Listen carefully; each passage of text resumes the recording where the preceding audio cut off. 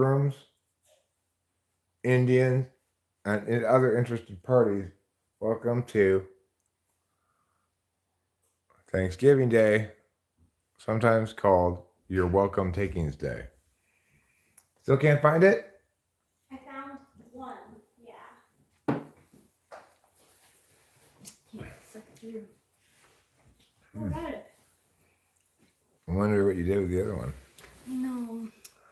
Well, today we have so much to give thanks for. But we also have so much to say you're welcome for. We also have so much to say you're welcome for. We're live streaming. You're welcome. This is your chance to experience life as you've never experienced it before through the eyes of a baleen whale. I was telling Rachel, informing her of something I thought might make her slightly sad. I said, this will probably make you feel old, Rachel, but the other day I saw the Avicii song Levels being featured in a commercial for a menopause drug. Co-opting Rachel's generation's, anthem to cure hot flashes. To make curing hot flashes cool. Whatever. Who's in charge of his money? Or like his copyright stuff? Whoever inherited his stuff, Yeah. I'm sure. And someone's like, hey, we'd like to pay you the estate of this much money to use this song. And the guy's like, okay. Because they did a poll, and what the results showed was that most people didn't think Menopause the musical was cool. Oh. So they said, let's pick some different music. One of the advertising people, have you heard of this hippity hoppity? They didn't really get what that was. So they asked their grandkid and they recommended Avicii's Levels. Hi, Roosmoose. Hi, Roosmoose. Today, what's up is the normal holiday cheer, the excitement, the festivities. We got some potatoes, a boiling. In your country, I believe you call it Gird and Shackle Day. Gird and Shackle Day. I just watched an old video from you about European immigration laws and public policy. Oh. I'm sure I was shitting on the notion of taking in refugees from war-torn Muslim countries. Idea, I think, is a poor idea. I still think it's a poor idea. But, I'm not those European countries, so I guess that's their business. What do you think, Roosmus? You're a Europer. You're from Europa. Land of old world traditions and new world heart.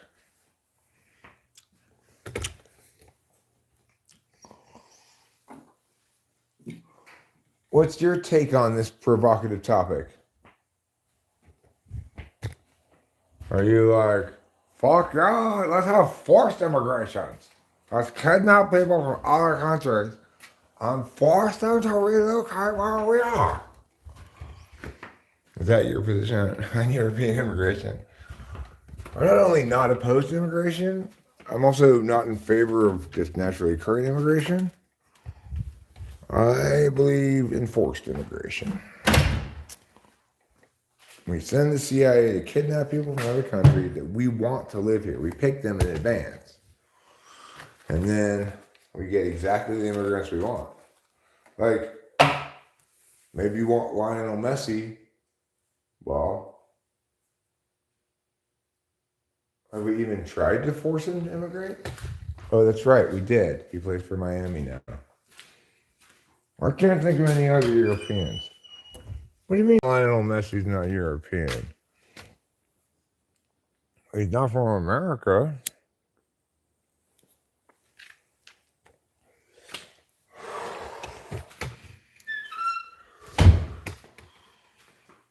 Well, as per my usual record of never-ending failure, I've once again misplaced my glasses, just as Rachel has misplaced her vape.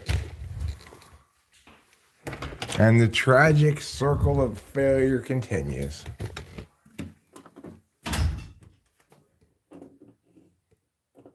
And now the light won't go on for some reason. I probably could have turned that off. There. All right. Did I leave it in the bathroom or something? My glasses we're looking for here. The reading kind.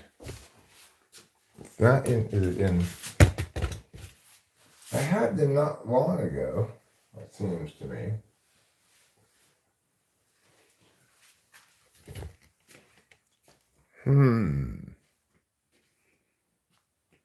Where have all the glasses gone?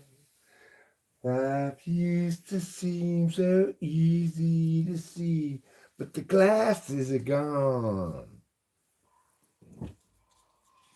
Now I can't read what you and me. I don't know. You don't do that, Eric. Stop pushing that one. God.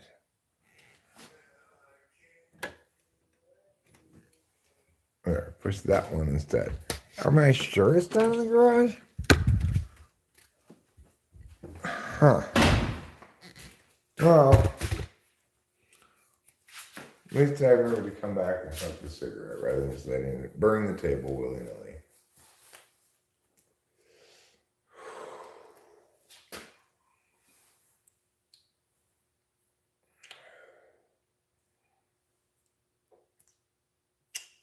We'll check on the progress of the Thanksgiving feast. You can join us for the Thanksgiving feast. If you don't have anywhere to go for Thanksgiving, you can virtually have Thanksgiving dinner with me and Rachel. And we'll enjoy your company because we don't have any guests to eat with either. We got a turkey that's, well, realistically, much, much too big for me and Rachel. It's 15 pounds. And we're only 2 people. So if you can eat some of it, that would be helpful.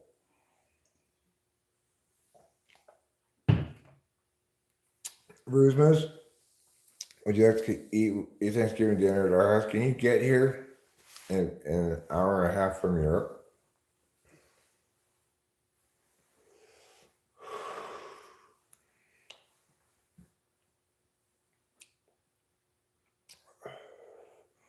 You should try my new quantum launcher.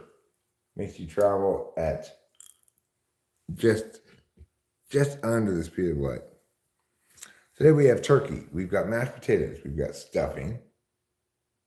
And that's it.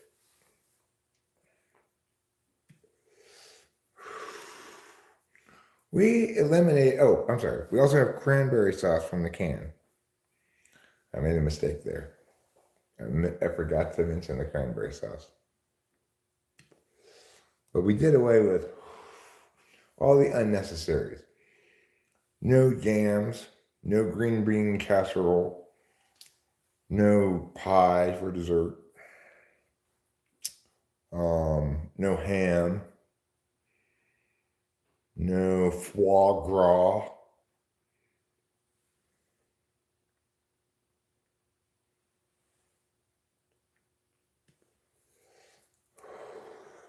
I think my main good point, Rusmus, is that a nation is most legitimate in its behavior when enforcing its boundaries.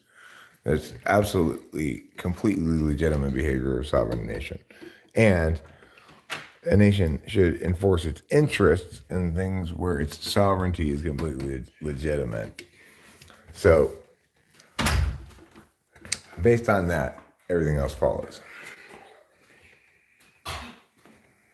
There are my glasses. They were right here the whole time. If this had been a snake, then we would have had a snake on our Lazy Susan. Did you think it would have? I was going to say it would have bit me. Okay, I'll transubstantiate some turkey for you. Believe me, this turkey is going to be as juicy and zesty and delicious as a turkey has ever been. Maybe not zesty. Maybe a little zesty, though. Why? What gives a turkey zest? Well, it's not just the passion you feel towards cooking it. It's more than that, okay? A really zesty turkey has got what? It's got butter and buttermilk stuffed under its skin and injected into it. Now, I think what I'm going to do now, as we're nearing, we have an hour and 20 minutes left on the turkey, is instead of basting the turkey, I'm just going to put another stick of butter on top of it. That saves me effort while still accomplishing the basic thing of basting.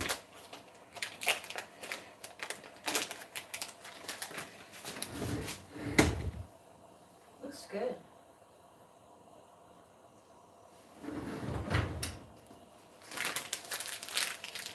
An hour and 20 minutes from now, everybody is going to get to bear witness to history's greatest turkey.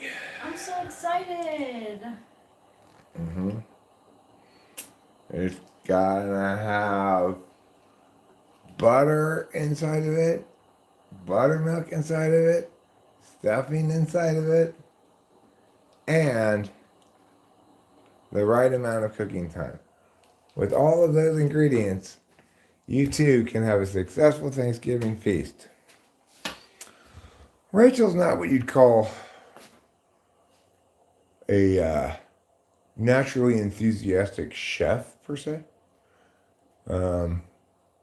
She'll make things sometimes, but I like the idea every once in a while of cooking something big like a turkey, I have fun doing it. Is that okay that I'm not? No, Rachel, it's not okay. That's what's wrong with you. Yes, it's okay, Rachel. I feel like. Just like your room. If I didn't feel like picking up a dish from your room, I wouldn't pick it up. If I didn't feel like making a turkey, I wouldn't make a turkey. I'm so crazy about it though, because I used to get in trouble for it all the time. So I'm just used to it, And I don't want you to think that I don't care about my living space. Well, Rachel, got some news for you. You don't. That's right. There's so many dishes in that room. But the other reality of it is, it's all the way upstairs. It's a pain in the ass to take things up and downstairs. It does eventually get done. Oh no, you do a great job, Rich. I'm just joking around, basically. But you tolerate a messier room living space than I do by and large. Yeah. I can be messy too, but I don't like tripping over things, walking around things, so I tend to. It's true. Anyway, regardless, I just feel kind of great about selling this house. I do too. I'm just now I get fuck me. Honestly, why? Why does my brain do this? I'm excited about it too. I think it's a great idea because we want to be happy where we're living. And for a while this place was that. But I'm I grapple a little bit because I don't like that the new neighbors know that we're not happy. You'd have to be a complete retard to think that you can build across the street or next door to somebody and they're going to be happy with it. That's true. It's the whole thing was so NPC, I have this niggling suspicion that they may have put on that show just to get us to sell this house. I don't think that's accurate, but Could be NPCs though. I mean, how NPC was that? People on the hill with God knows what kind of like land clearing theater tools they have, It was so strange. doing nothing that made any sense for hours up there. They're gonna bid to have a houseboat there? Okay, so why are you like up there like, breaking an occasional stick? I mean, it seemed to me. The axe was like battery. No, yeah, they had only electric battery power tools. They didn't have anything gas powered. But the point is, I think what they were doing is they were just new landowners playing around on their land, you know? Yeah. And they didn't know what to do to play around on it except pretend they cut some sticks or whatever. But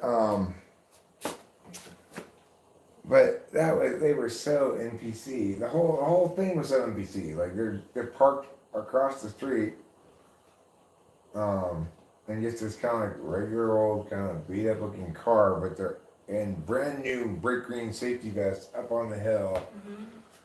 Like really, like the day before, because they must have been there the day before. They were there for a total of 2 days. So not all day 2 days, but you know, part of 2 days. I was convinced that the first day, like totally convinced. I'm like, oh, that's the water company. It's got to be. They're making a new route to the. Well, it makes sense to think that because that they make them wear those green safety vests, obviously. Right. Yeah. Right. Who would put on bright green safety vests to stand on their own hill So NPC. and get some sticks and like move them around in purposeless, vague fashion Yeah. for hours at a time? So it must have been so like when we were coming home, there was a truck that had stopped in front of our house and was talking to the dude. I wonder if another neighbor was like, "Hey, what are you doing?" I think that's really what they were doing, is hanging out there, hoping to run into neighbors and say, "Hey, you know." And to some extent, that's what they were doing, you know. But anyway,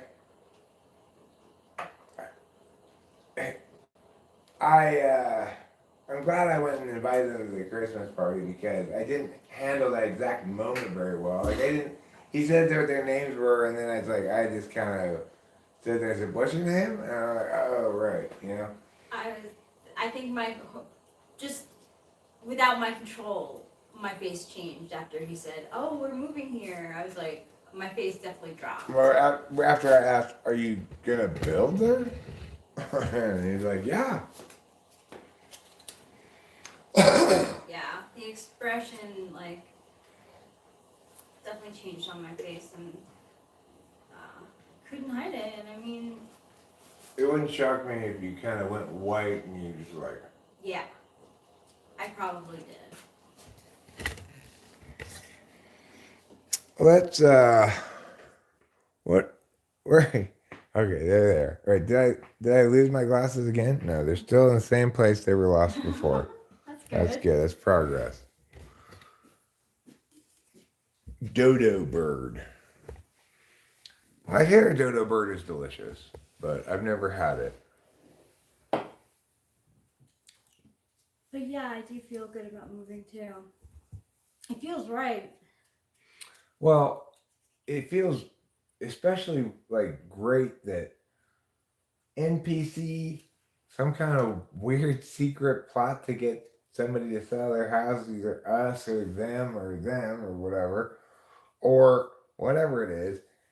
It provides a beautiful impetus to get this whole process started right now, you know?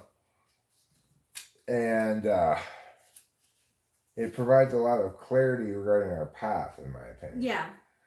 Additionally, we've been spending all this time here just kind of like, well, I guess we just sit around and figure out what we're gonna do or whatever. Well, I feel like now we've figured out what we're gonna do. We're gonna do, property landlordy, um, buy, fix, sell stuff. And it should be, well, it definitely is. It's like incredibly sensible. It's very safe, very low risk, a good way to maximize the long term sustainability of the estate. So, And it's nice because we have David who can help us. yep, So yep. we're not like totally blind in the selling process up here. Well, not just, or in the buying process. Yeah, in the Like, buying Dave is the one who moved us from buying land, building a house, and selling it to buying a fixer upper, fixing it up, and maybe selling it or maybe renting it. So, ESFP, ENTP, not to exclude you from this interaction, but just to make it a two-person socionic phenotype. Mm-hmm. ENTP, ESFP. I believe we work well like gangbusters together. Isn't it supposed to be that? Like It's collegial, so supposedly they work very well together, but they don't necessarily hang out or whatever. Yeah, I'd agree with that. Because that's me and ISTJ. And I feel like I mean, it's a weird pairing in that it's unlikely you're going to have both those two collaborating on a single project together with the same vision for it.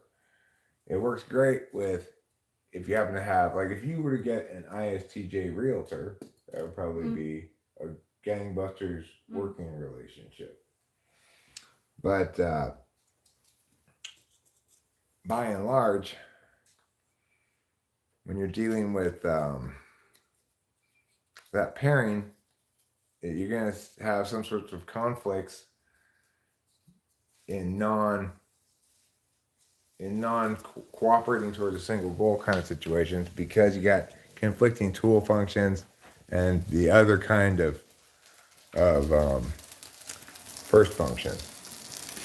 Oh, it's fine. It's not over. It's not boiling over. It's just a little bit of steam drips are getting out.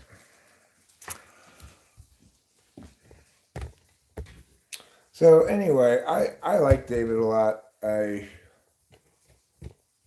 like working with him because I know shit gets done. It's not like we're not just pedaling our wheels and kicking up dirt. But I'm also aware of the fact that selling a house up here is not as quick or easy a proposition as it is in Arcadia, where we had hundreds of people lining up to look at it, right? So we have to get on that ASAP. And we don't need to get on the buying process quite as quickly. But I think ultimately we're going to want to buy prior to ultimately selling this. We can get a storage unit, and it's not inconceivable that we could do, say, we could rent or lease for a short term ourselves while we figure out exactly what we want to buy. But we'd like to avoid that because we're going to have to rehome the cats every time we move to a new home, right? Not rehome them, but you know what I mean? Like getting them accustomed to a new home. Mm-hmm. And we already know that Trouble doesn't like that. Yeah. But at least I think when we go into this move, he's more married to us now and less to the place. So it should be a little easier on him. Yeah. If we can we bring the bed from the day room with us? Well, yeah, I mean, that's something we're going to have to determine as well as what is the house that we're going to get have in it already, right? I want to bring bread. We're probably going to have to hire a moving company to move some of these objects, the bigger ones. it's conceivable that we could take one of these two things or both of those two things. So I'm thinking about taking the big TV. Yeah, me too. And that bar thing. Yeah. So,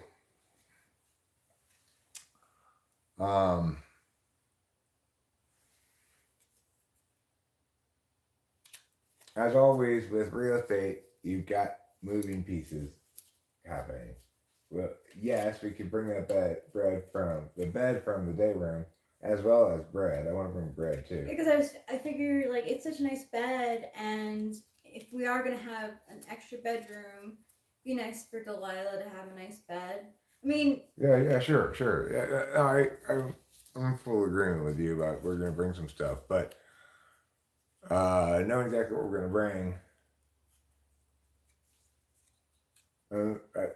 it's like if we want to start moving out before we know we're moving in, that's fine. We can get a storage unit and put things in there for a month or two. No big deal there. But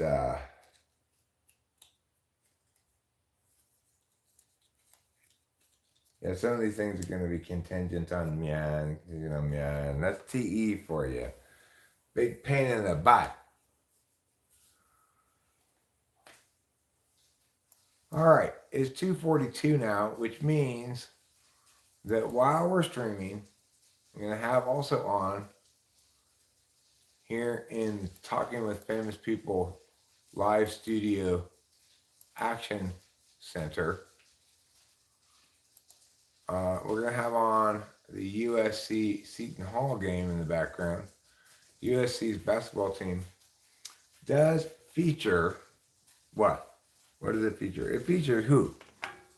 Isaiah Collier, the number one recruit in the country last year, coming out of high school. The absolute number one, not at his position, the single number one. It's pretty crazy USC got the number one recruit. But the team also has LeBron James's kid on it. His name is Bronny James, but he currently is not playing because of a heart condition that caused him problems during a training camp or what have you. He's going to get the all clear from the doctors before he plays. So, a lot of interesting storylines with the USC basketball team this year, including the fact that I'm sure it was not a super highly recruited out of high school guard. Boogie Ellis is back for his senior season and performing at a very high level for USC. Without him on the floor, they lost to UC Irvine.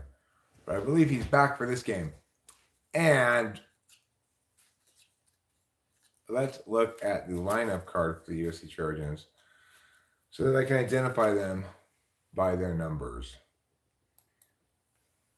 USC men's basketball lineup numbers. So Isaiah Collier is number 1. Vincent Uwuchukwu is number 3. Oziah Sellers is number 4. Boogie Ellis is 5. Bronny James is 6. DJ Rodman, who's Dennis Rodman's kid, is number 10. Brandon Gardner is 13. Zach Brooker is 15. Arminian Page is 22. Joshua Morgan is 24. Harrison Hornery is 30. And Kajini Wright is 33. So we'll get some sense of who's who. Did Peterson go to a pro game or team? I don't know if he went to the NBA or if he's in the D League or what. The NBA Developmental League, maybe. You're talking about, was his name Peterson? Yeah, his last name was. Was it D? No, was it? You're talking about that white guy, right? TJ Peterson, yeah. I felt he was good, like could. Yeah, he was the star of the team last year, whatever his name was. I don't know. I'm not sure it was Something Peterson, but Sun. Like it was like a generic.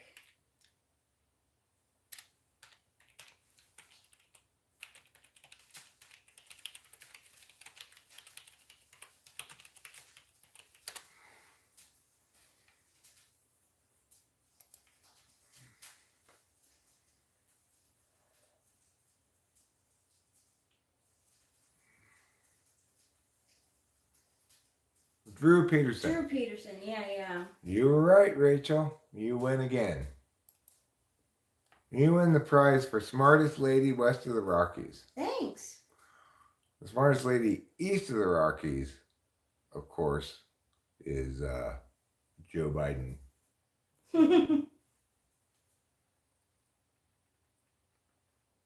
Israel is 5,700 miles away from the U.S., 11 hours by plane. Hate travels faster. In a comment, in a post, in a second. This is a commercial that is opposing anti-Semitism. Okay, well, I agree that anti-Semitism is bad, but it's important that we don't conflate being opposed to Israeli public policy with anti-Semitism. I mean, it's perfectly reasonable to oppose current Israeli public policy, which is nothing short of barbaric. What? Okay. So in the news, I read that Susan Sarandon got dropped from like this actors association for being pro. Hamas. Hamas. Pro Palestine. Yeah. So what happened? Well, I mean, I saw another headline that talked about some other actor getting dropped from something for a Islamophobic rant. Now, I didn't listen to the things that were said, but you know, we have to be pretty careful about that kind of shit, right? Because I think it is perfectly fine for us to say, let's not in a legal sense, but in a practical sense, police / try to excise or eliminate actual instances of hate speech from our platform, whatever that is. Okay, I'm okay with that, right? I think it's fine because actual hate speech does nothing.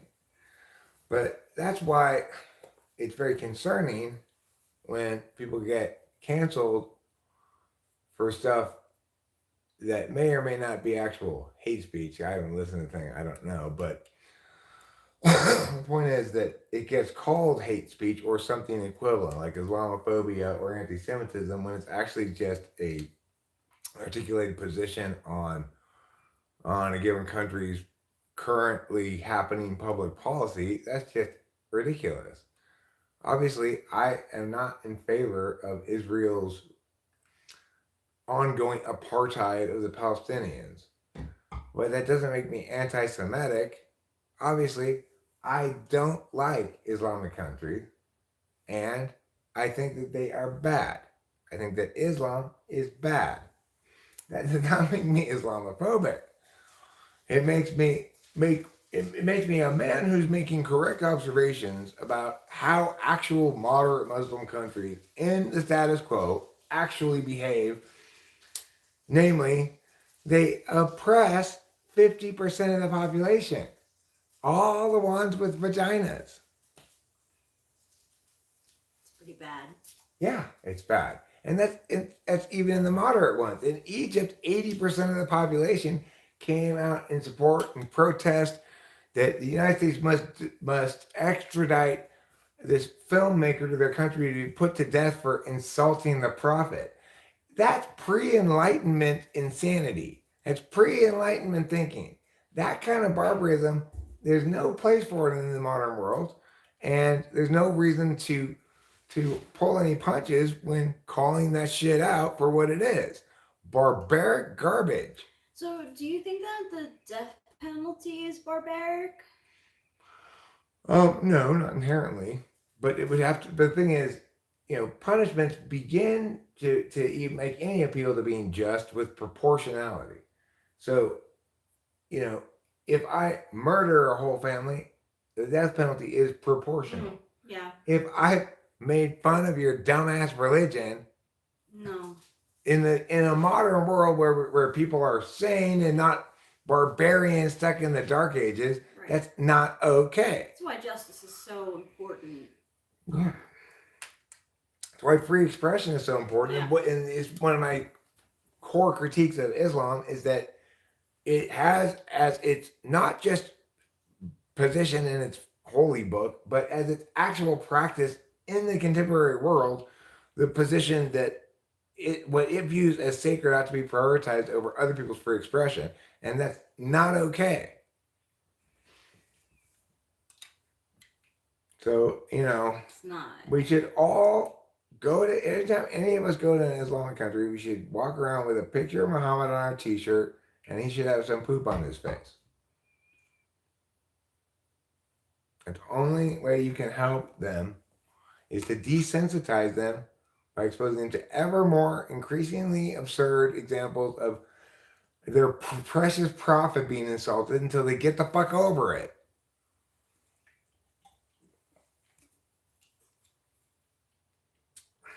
You think America's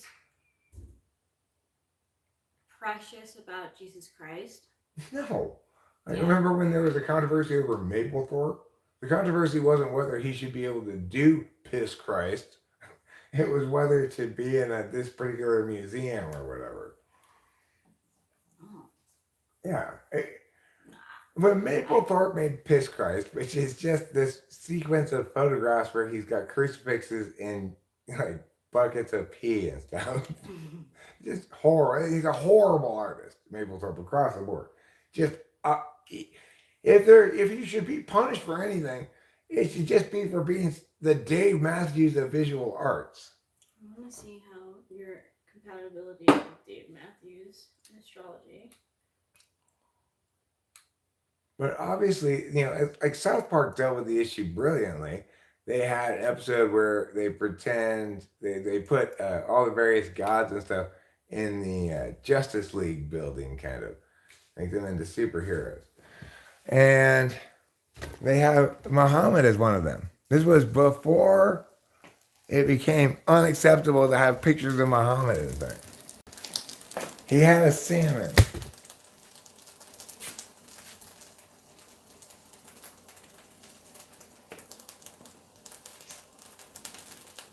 Pretty bad, your compatibility. Oh yeah? 48%. Not great. Is there something in his astrological or numerological profile that explains why he sucks so much ass? I wish. I mean, Was he born under the asking star? When it was ascending? Oh, you have ass sucking ascendants. I'm sorry, Dave Matthews. You're doomed to suck ass forever. I'm not sure how long we should boil potatoes for, but probably quite a bit longer. that's probably true because, like, microwaving potatoes is always, like, a baked potato that's is at always least- longer yeah. than you think. But it's like 20 minutes. Yeah, my mom always says, because I'm always like, why don't have, like, baked potato here? And my mom would always say, it takes a long time for a baked potato to be made, so a lot of restaurants don't put it on the menu because it takes so long. Because potatoes are the most rock-like of all the vegetables. They are. What's more rock-like than a potato, vegetable-wise? Nothing. Nothing, no. I mean, like walnuts. They're pretty rock-like. But they aren't vegetables. They are vegetables? They are not vegetables. Oh, they're not. No. They are nuts. Unlike peanuts, which are legumes. Which are very much more like vegetables but still not vegetables, than are nuts.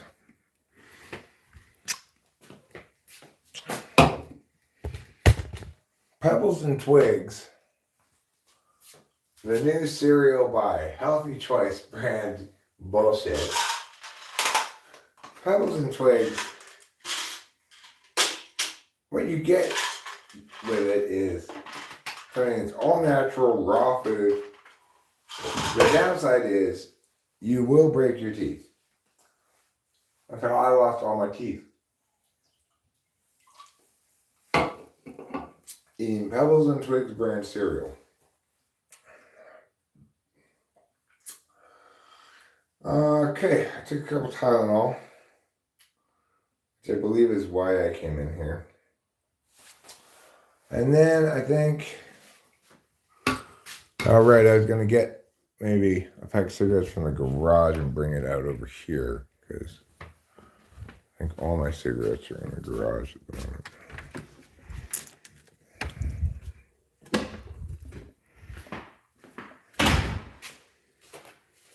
I also want to check my tire pressure to see if the reinflated tire is keeping its proper PSI of 25. In a regular car, your tires are often going to have a tire pressure of 35 pounds. But in a little wilderness car, no, not so much. More like 25 pounds. Boiling potatoes. I keep hearing this sound. It keeps drawing me over here like, oh, maybe I should do something. It's just a sound I have to accept. USC is winning 14-12. Oh, but number 13 had the ball stolen from him. Number 30 played defense well on that possession. Who is number 13 who had so clumsily the ball stolen from him? Oh, I closed that tab. Why? I shouldn't have done that. That was dumb of me. Reopen close tab. Number 13 is Brandon Gardner. He's a freshman, a true freshman. Number 30 is Harrison Hornery. He did a nice job on defense. So let's keep an eye on these characters, these crazy kids, and we'll see how they do.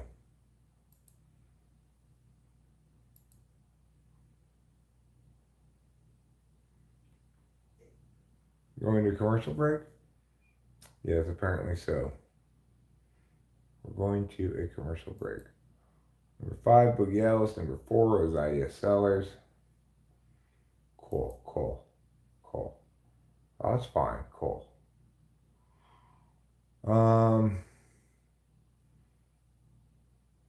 What's going on here? That's not appropriate. That program is not appropriate for little boys.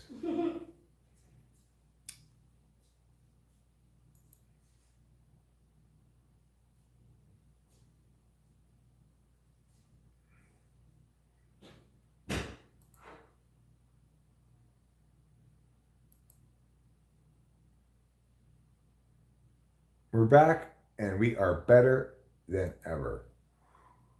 Finally, we're living the dream. We're still crazy after all these beers. Things that nobody is talking about today in regards to USC. Trojans are set to return the Pac-12 preseason player of the year in Boogie Ellis, the Pac-12 leader in blocks in Joshua Morgan, and one of the Pac-12's best defenders in Kobe Johnson. There are 3 returning players, so that's good. Good to know. Wow, not for me. But for you, I mean, you're still crazy after all those beers. Still crazy. Still crazy. I'm drinking iced tea. No El Lobo Feroz. I did not start drinking again.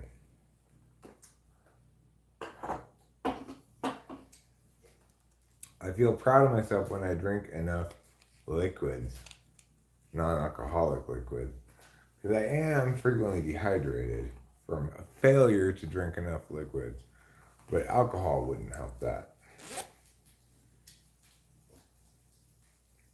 Alcohol just makes you more dehydrated.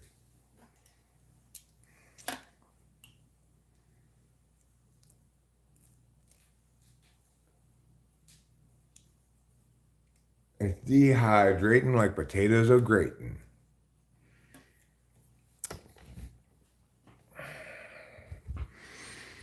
So, for those of you who are in America, happy Thanksgiving. If you're not in America, I wish you happy Thanksgiving anyway. But I'm aware that because you're not America, you don't have any way to access the true spirit of Thanksgiving the way an American does. So I would just hope to try to convey to you the spirit of Thanksgiving so that you'll feel it, even though you're from, I don't know, some strange place like Europe. Thanksgiving is a day of giving thanks. It's also a day of watching sports. It's a day of not worrying about doing productive things, though. Everything's closed. Everything. Even the air.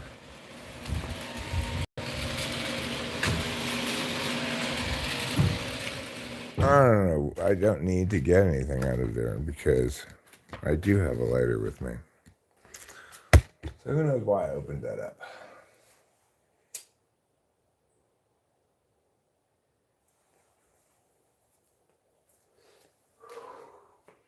You are Captain America?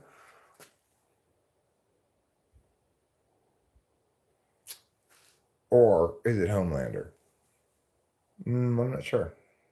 Yes, alcohol is poison, dehydrating poison, but most significantly, perhaps, of all the drugs that you can do, there is nothing that like exacts its punishment from you so directly and horribly as alcohol.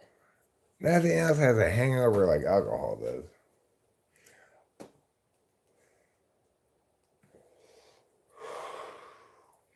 Like other things, you might feel kind of like emotionally down or tired, or I granted for me, opiates have a hangover like that. I can't do them. Opiates, opioids, they make me feel sick.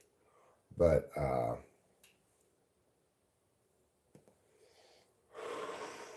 that's kind of specific to me. Everybody gets horrible hangovers from drinking alcohol. You cannot accomplish anything other than get a horrible hangover from drinking alcohol.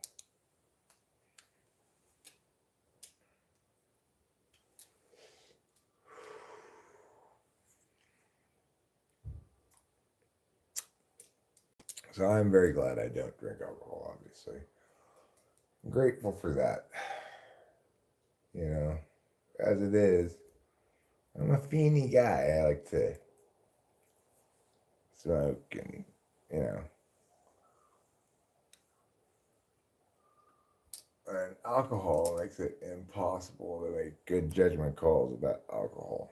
So, for me, not necessarily for other people.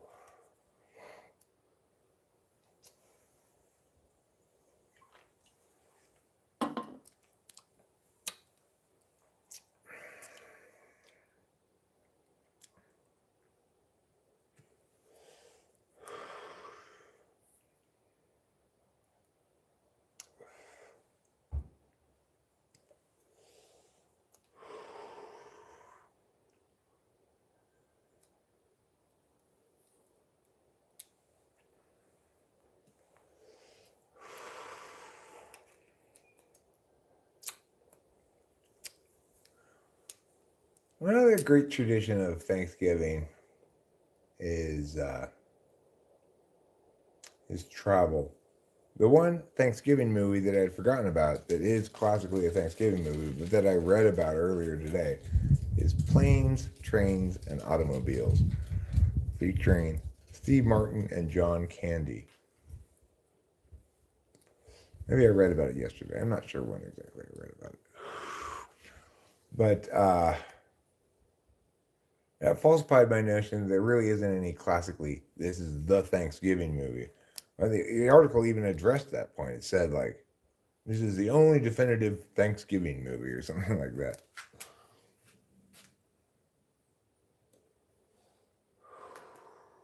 What a sad concept for a story, you know. And I'd forgotten the gist of the story arc. Spoiler alert if you've not seen it. John Candy's character, his wife has actually died, but he's talking throughout the movie like he's gonna go home to her. I think I may have not gotten that when I first saw it or something. And then Steve Martin's character invites him back to his house for Thanksgiving when Steve Martin's character figures it out finally. I think it's maybe never explicitly addressed. I'm not sure. I don't remember the film. It was a long time ago.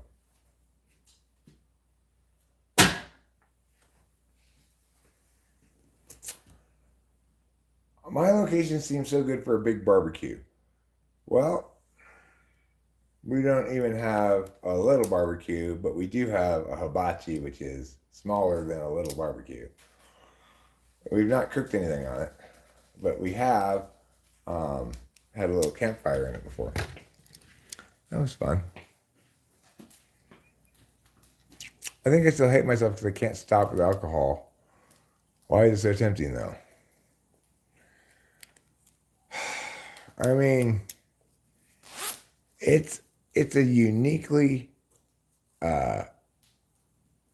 it's uniquely effective at really what people want drugs to do for you,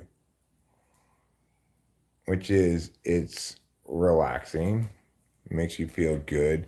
It has this great physicality to it, you know, with the warm feeling as the alcohol goes down into your stomach and stuff. But because it's so perfectly exactly what you want a drug to do, it's very abusable. And a lot of people in the world get into habits where they drink a 6-pack of beer every night. And they manage to keep it sustainable, maybe indefinitely, but it's like it's eating up all of their soul's energy ultimately. When you wake up every morning hungover, spend half the day getting over your hangover, and spend the other half the day waiting to get off work, and then celebrating by going home and doing the whole thing again, it's, like I said, it uses, it's basically a way of ensuring that you never do anything worthwhile with your extra energy in life. It's definitely not worth it. The thing is, when you're in the throes of drinking too much, it's hard to get a grasp on the time frames. It's like, okay, I want to drink this beer now or something. You're not really feeling the fact that just a few hours from now, just like even less than 1 hour from now, the satisfying part of drinking will be done, and I'll be starting to get drunk. And like 3 or 4 hours from now, I'll be passed out and getting hungover already. So, well, here I am. I was never one to drink because I was depressed. Whenever I was in a very emotional turmoil kind of a situation, it made me sober. Like anything that was depressing or sad or whatever, it made me want to not drink. But I'm not naturally a sad person. So the only kind of sadness that didn't make me want to not drink was the sadness that I had about drinking. That just made me want to drink more, or at least made me want to put off dealing with it for one more day, you know. One more day of putting off dealing with it. Maybe a couple of days from now, maybe I'll stop this. It just goes on for years and years and years like that. Okay, so I'm going to poke one of these potatoes with a fork to see how soft it is. If it's soft enough. Oh no, Rachel! What? We didn't get a potato smasher. Oh shit. That's okay. We can smash it with something. Oh.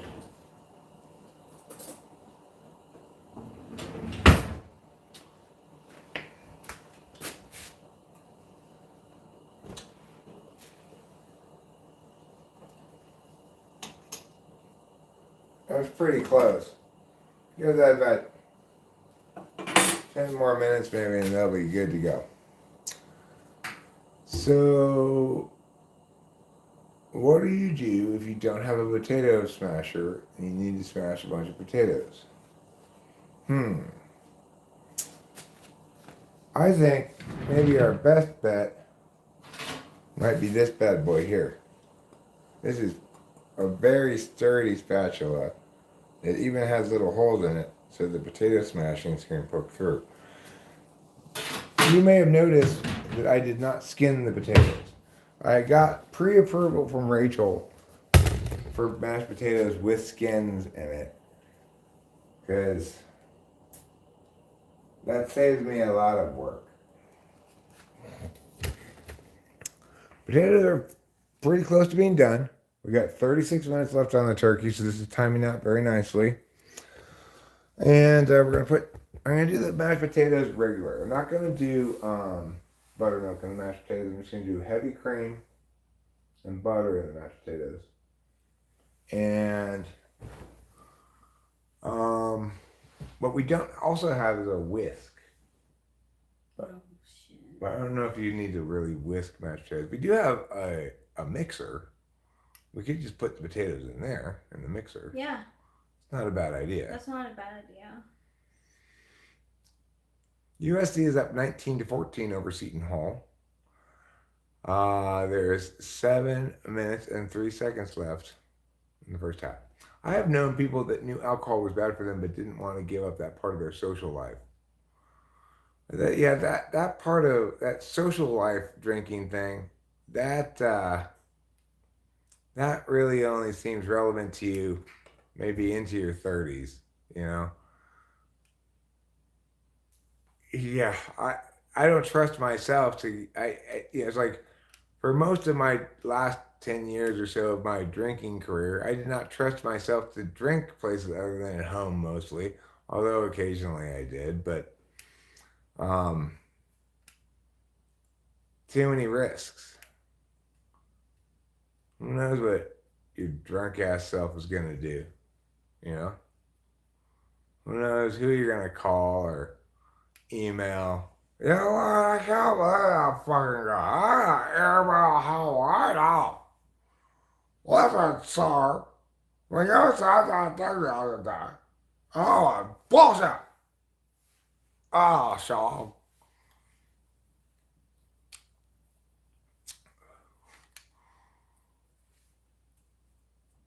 Right, yeah, those emails, when you read them the next day, you're like, this seemed like such a better idea last night than it does now.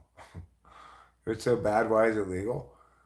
Well, because you shouldn't make things illegal just because they're bad for some people, right? It's alcohol is bad for me. I can't handle it. That means I have a responsibility not to drink. I mean, during the Prohibition era, they actually made alcohol legal, and it was a huge problem. It backfired on them. It was a huge problem, and people still were drinking. They were just drinking illegally. They're drinking more because They were they're drinking exciting more. and danger because it's illegal, you know? Yeah. You think NTP shouldn't drink? Right. Well, I mean, there are billboards for weed in California. There are not any TV commercials for it, but there are people who can handle it. You know, my dad drank quite a bit for most of his life. Then he quit for a while when he got jaundice, but then he started drinking again towards the end of his life, and he just drank in moderation. He's a different kind of person than me, you know. He always had self-discipline that I lacked. We don't know, but because we've never seen him, but like David seems to handle he's more of an alcohol guy than a weed guy. We learned at brunch. And like, for some reason, I can totally picture him just being totally laid back, enjoying. I think he said he drinks, I forget, vodka and Pepsi. He likes vodka, that's for sure. Mm-hmm. We gave him this big, like, basket of booze after our last real estate deal with him. He's like, this should last about a week. Marijuana should have ads. Well, yeah, there are plenty of billboards along the highways and stuff for like just like every weed store that's near a major highway. It's got a billboard saying pull over here and buy weed. I don't do moderation especially well either, but that's what weed's for. It's like it's this thing you don't have to worry about moderation with it all.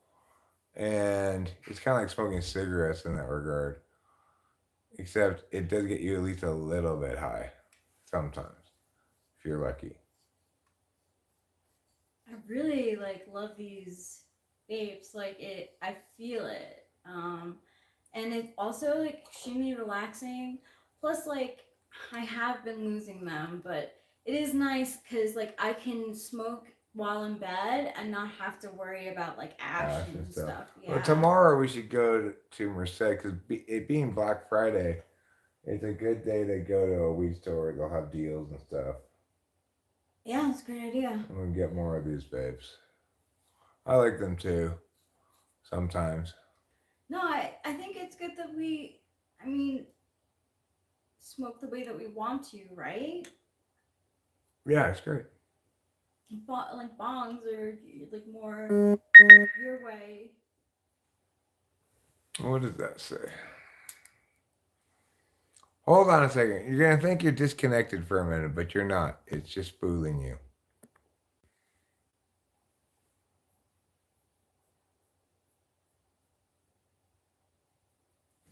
So you think Lobo Furrows that you used to like smoke weed, but lately it makes you feel anxious? Well, it does. It can make you feel anxious depending on what's going on in your life. When after my dad died, it made me feel too anxious, and I quit smoking it for a while. I didn't have really any choice. Especially one time I had this horrible panic attack.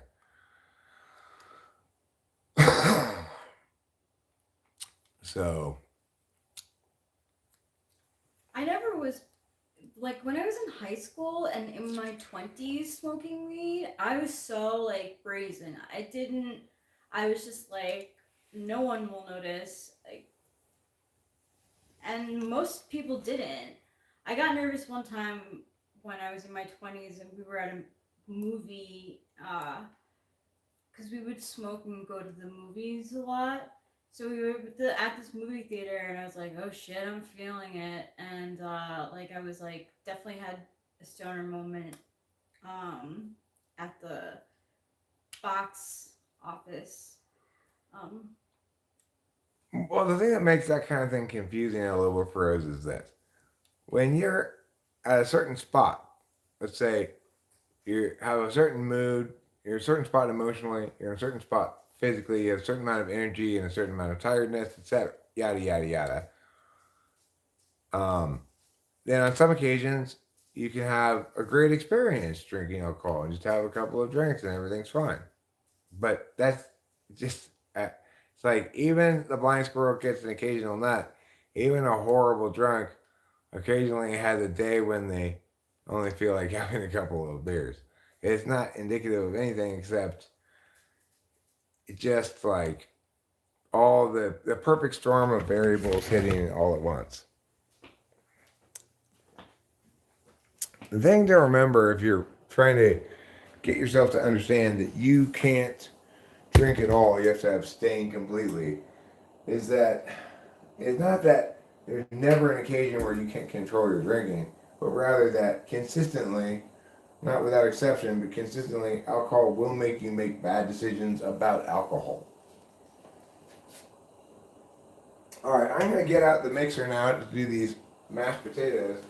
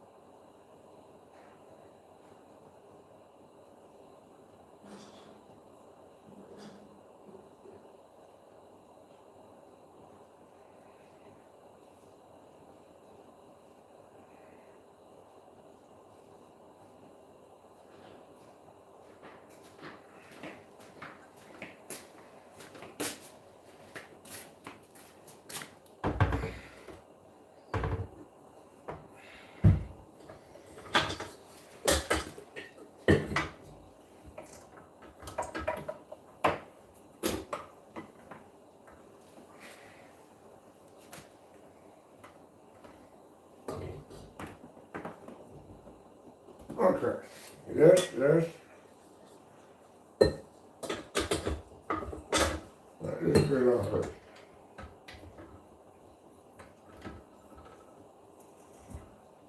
There we go.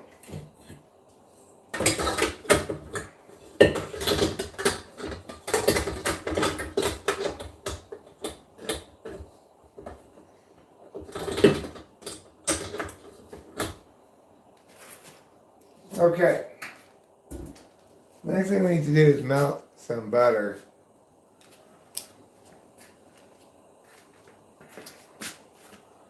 Because that's how you're supposed to do it. Where's that Pyrex thing?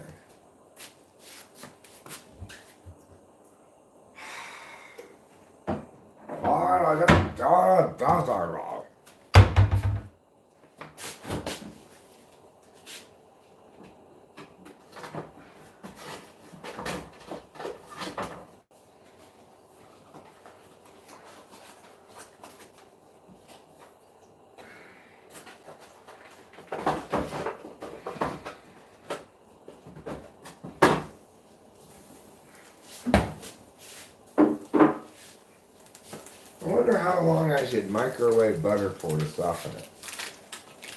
Probably a minute, maybe a minute and a half, but I wouldn't imagine it would be much longer than that.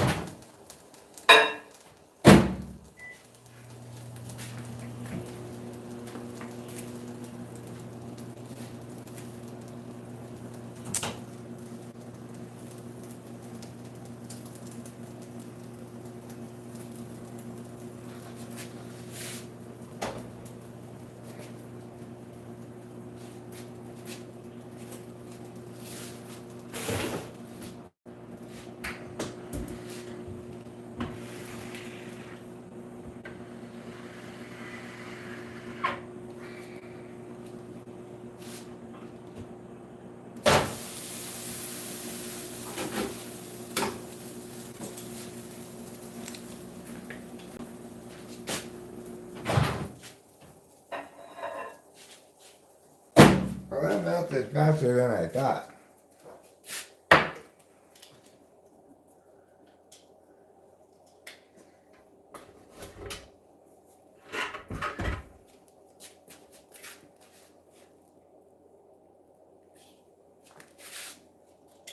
Okay. Put that potato in there and turn it on.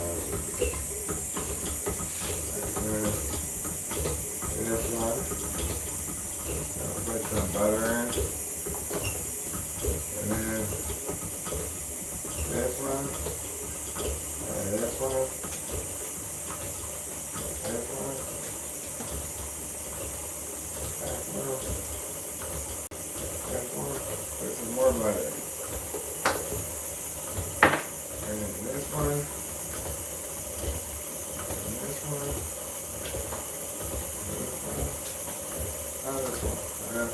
some butter in it.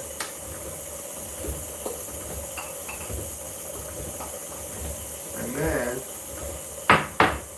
get some cream. Ta-da! And I saved the day.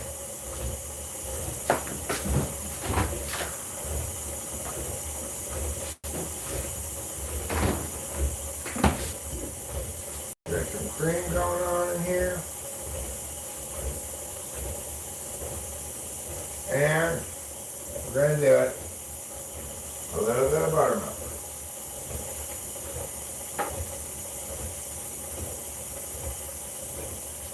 Those smell like some real mashed potatoes now.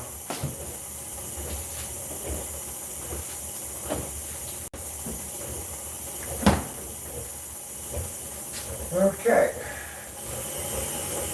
And we'll whip them. They're going to be whipped potatoes.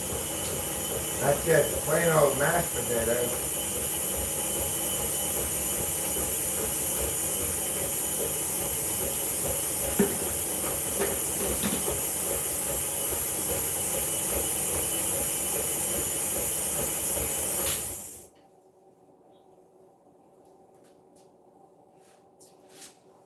Potatoes are a lot like racehorses down the stretch. They need to be whipped. Let me empty this out. As per me,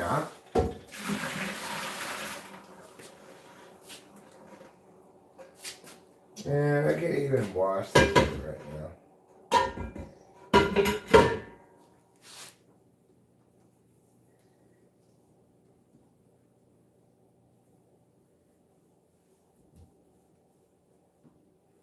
Alright.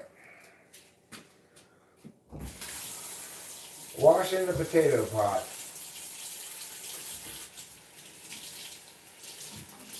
Elicits memories of home.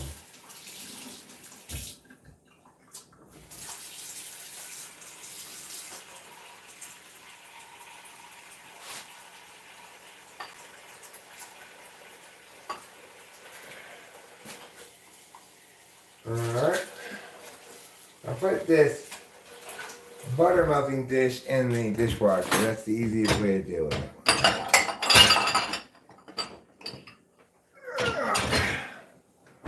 But I'll clean the pot myself because it's too big to deal with any other way.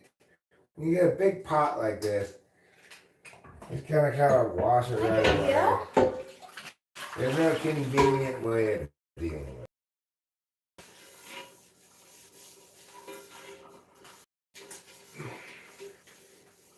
You know, I think maybe I'd like my signature scent to be palmolive. Ooh, I like that. Yeah, it smells like clean dishes. I'd like to smell like clean dishes.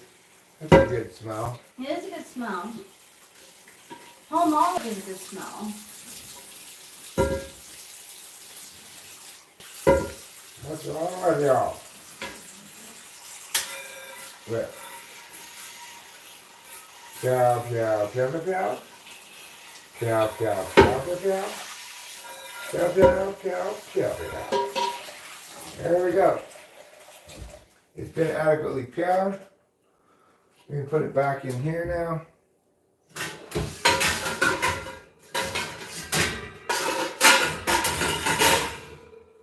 Along with this wonderful lid. And away you go. Now with this thing, what we're going to want to do is we're going to want to take it off of here.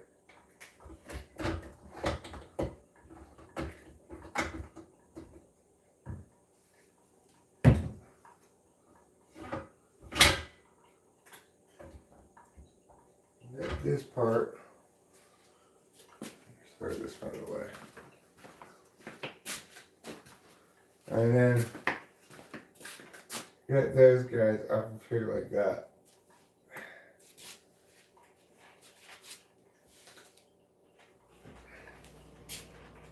Okay.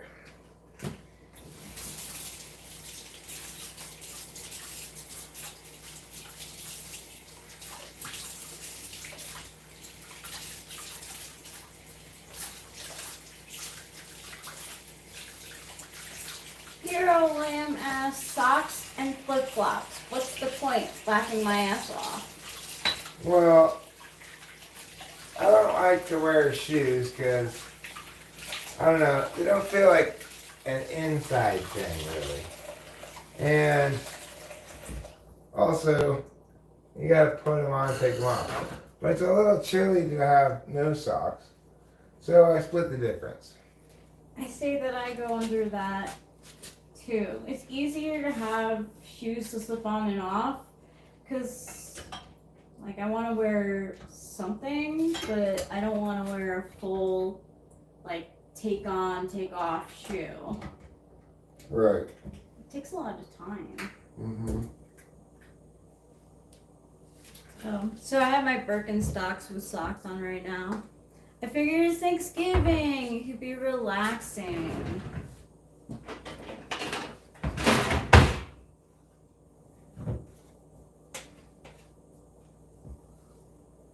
That looks good.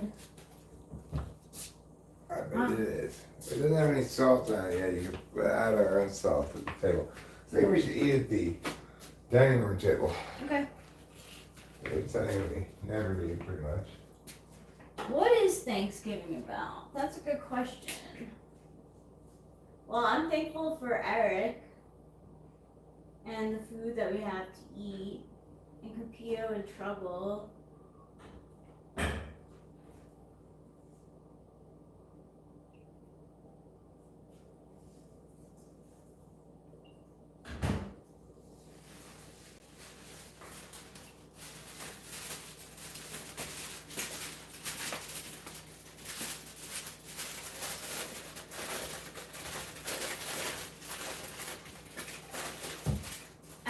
If it was Thanksgiving, I can't remember when it was, but I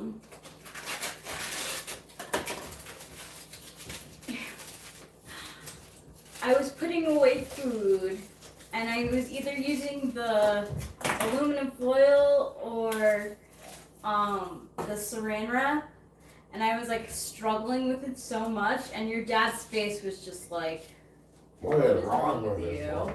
Yeah. Yeah, I didn't get that. I thought it was funny. A TE Dom projecting his groundhog reference. When he frequently asks himself that question about lots of people, why is wrong with this person? But on the other hand, Mm-hmm.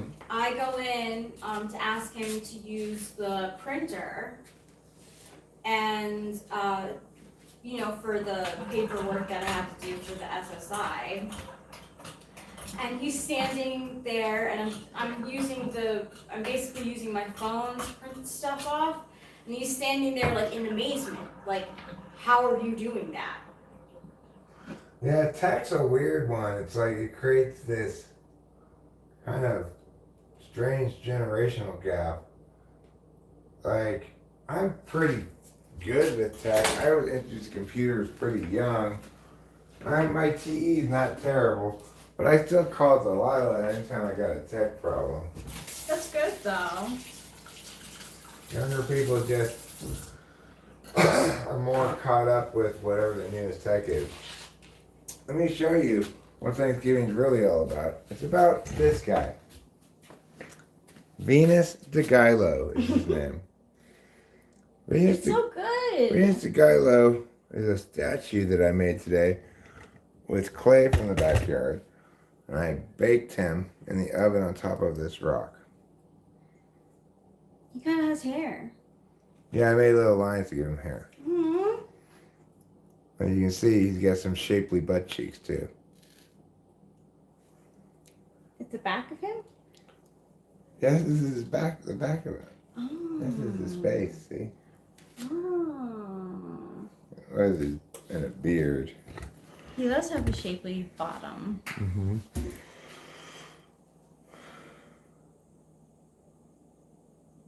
So he's like laying down. Yeah, well, he's like a statue that's fallen off of its pedestal. That's why he's the Venus de Gilo. I mean, I think technically Thanksgiving is like celebrating the white people and the Indians getting along. Yeah. before they stopped getting along so well. But And what did the Native Americans bring? they brought maize.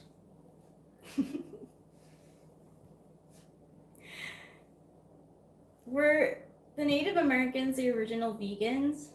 No, they were definitely not vegans. They liked maize, but that was the only vegetable they ate. Everything else they ate was made out of buffalo. Oh. What I can tell you for sure is that the Native Americans on Thanksgiving, that first Thanksgiving, they brought maize and savagery. Yeah. But hopefully now they're giving thanks to the pilgrims for offering them civilization, farming, and Jesus Christ, our Lord Jesus Christ. Hero Lamb says yes, but it was a lie though. Apparently the whites lied. And then he says, I'm native mostly. The whites lied? White people?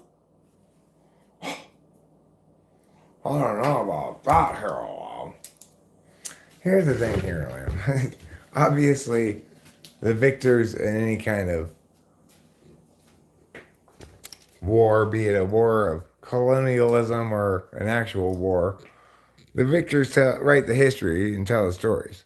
But one thing that should all agree on 100%, whether you are 100% Native American or 100% not Native American, one thing we should all agree on is that nobody wants to go back to being a savage.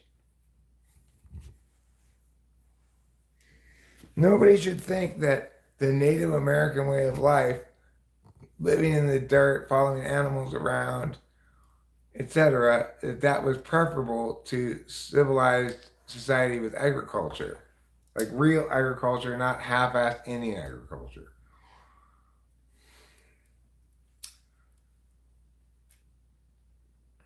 So yeah, is life better when you and I can chat over the internet while the basketball games at halftime in the background while I'm cooking a turkey that I bought frozen from the store in an oven heated with propane, after which we'll go to bed in our nice comfortable bed uh, with the temperature maintained at a comfortable level. Is that better than living in a fucking teepee eating buffalo jerky? Yes, obviously.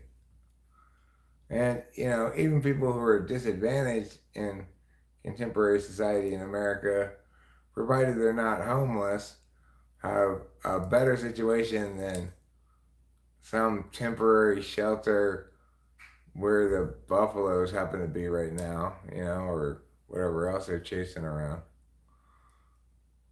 It's like ultimately what makes civilization happen? Agriculture and freedom of expression. If you don't have a written language, you can just throw the second one right out the window. You're stuck in barbarism forever.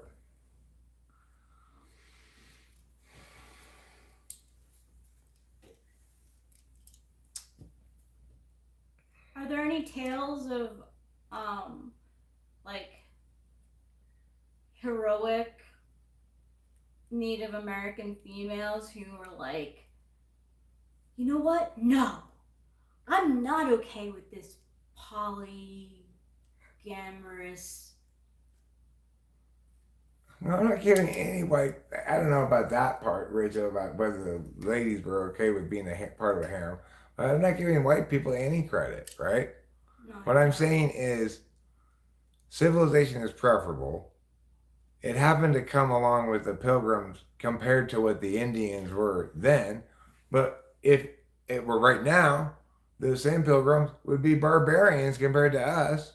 Well, you know what also happened? Let's not forget about smallpox. Right. I mean, yeah. The The smallpox thing, it's like nobody tried. Maybe at some point they did, but initially nobody came over to America thinking, let's No. wipe out the natives with a incredibly infectious, deadly disease from Europe. But it's just kind of how it happened, right? And then, yeah, the people who came over from Europe at the starting of America, they weren't great people. No. Not remotely. They just had a couple of institutions that allowed civilization to move forward rather than getting stuck someplace. Those those institutions or habits were written language and uh, not moving around agriculture. In other words, crop rotation. Those are the two things that make civilization possible: written language and crop rotation. And otherwise, you got to move around because your land's going to exhaust itself. Do you think indoor plumbing has changed people from moving around? Like, No, because what about like stuff that was like invented during the Industrial Revolution? well, I mean, my argument would be all those things follow naturally from written language and crop rotation. Because crop rotation means when you farm, you don't need to move, right, to farm a new piece of land.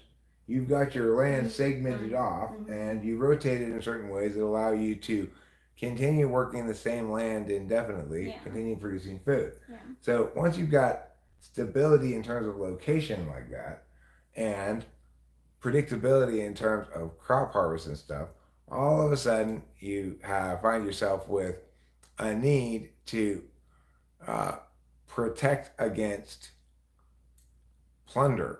People coming in and plundering agricultural interests at the last minute before the harvest, stealing all their food for Joe's army or whatever. Hence, government comes into play and roads. The government takes taxation as a part of the cost of preserving stability sufficient that the agricultural interests can predictably expect to harvest their crops every year. Now, that'll only take you so far. The core other element of real civilization is not anything specific like that that's like you can call an invention. It is instead a value of freedom of conscience. The value of freedom of conscience precedes any true civilization. Otherwise, you end up with theocratic Islamic nightmares, or any other kind of ideological nightmare. Anytime you don't have freedom of conscience, that means you have an ideological authoritarian force trying to control everybody. It may sustain on a TE level with written language and stable agriculture, but it can't ever sustain on a TI level. So, yeah.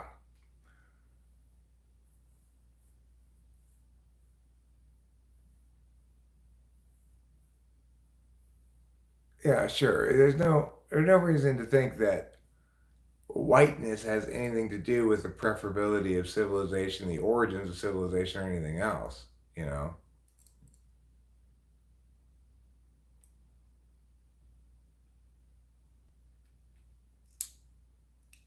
Hi, Shad Betham. Long time no see. How you doing?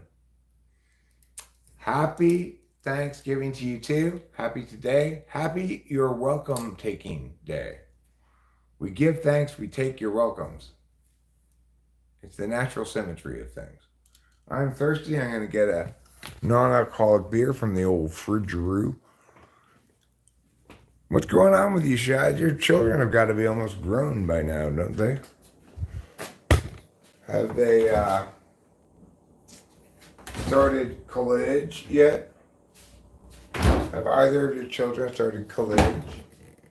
2 minutes left on this turkey.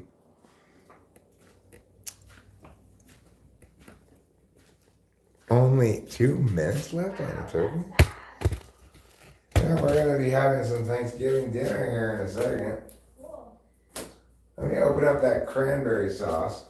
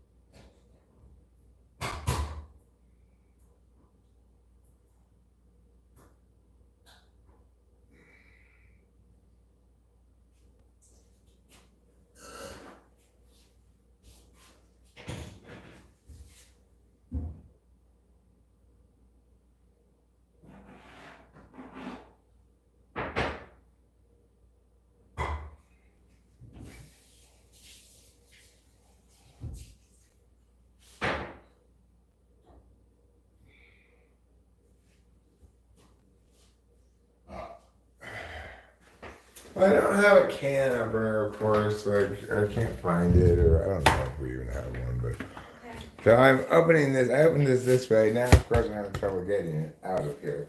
Oh, okay. But that's fine. I will successfully extricate it.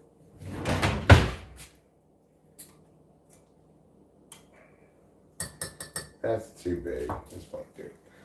Try a smaller tool.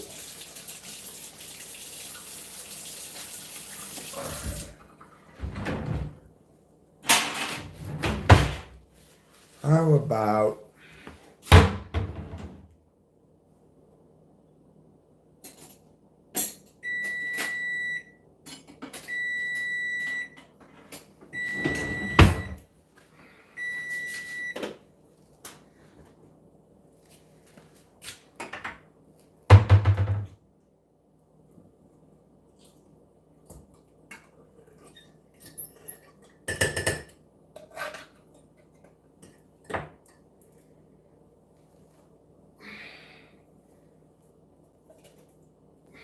there? Cranberry sauce complete.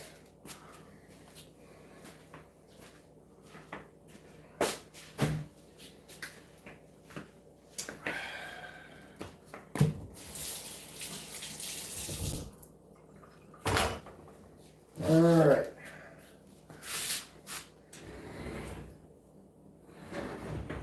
You know what else we don't have, of course, is like a big carving board. Yeah, we do. We do? Yes. Where is it? It's in the drawer above where the or it's in the same here. Oh, perfect. Well, it's not huge, but I guess we could fit a bird on it. Is there something that goes here? Like these container things.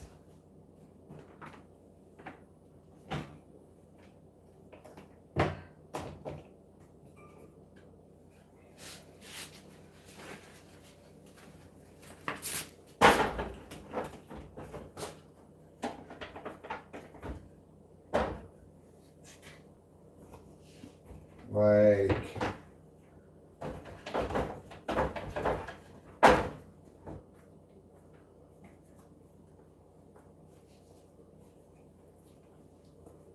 I'm not sure how this works. It might be. Is it like this? Like this? Yeah, because I think it's upside down. Oh, this ice. No, You know, it wait. is. Yeah, Yeah. it was upside down. It just says like that. Something like that. Yeah. Push. Oh, it does push.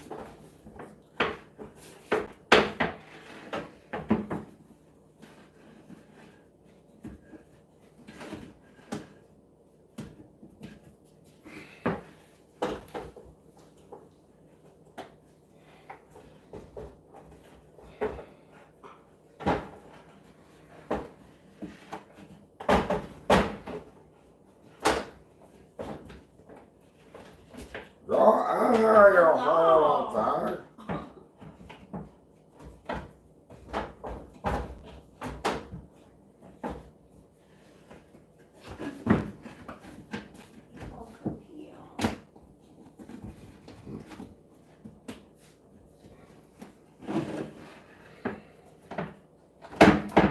There.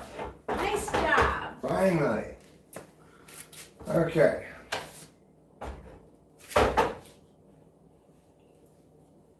This is lower than the bottom of this. This is dumb. I don't need this at all. Okay.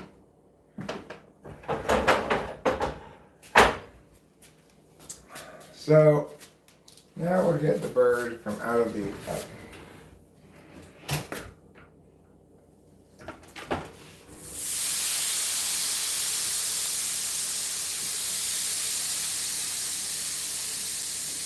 Okay, this is gonna make a mess. To minimize the mess. Gonna have to do this.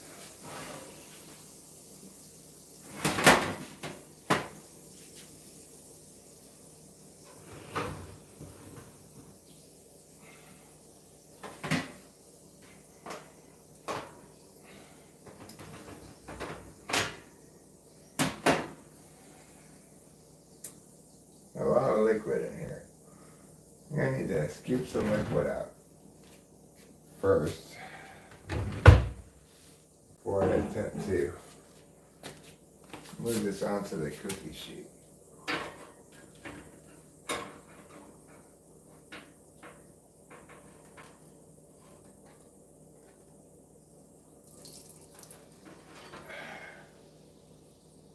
Boy, oh boy. I've really done it this time. Can I help?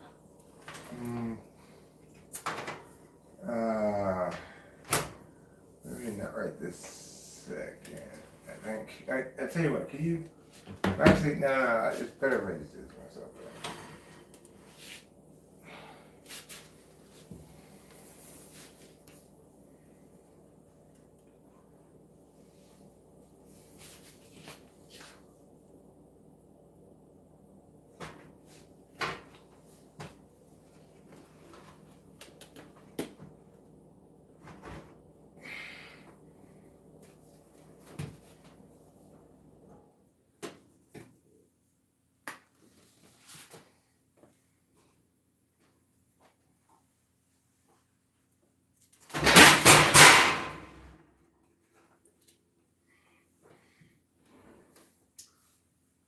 File under things that don't work. Things that didn't work as planned at all. But that's fine. If life didn't have any surprises, I wouldn't have any prizes. It's true.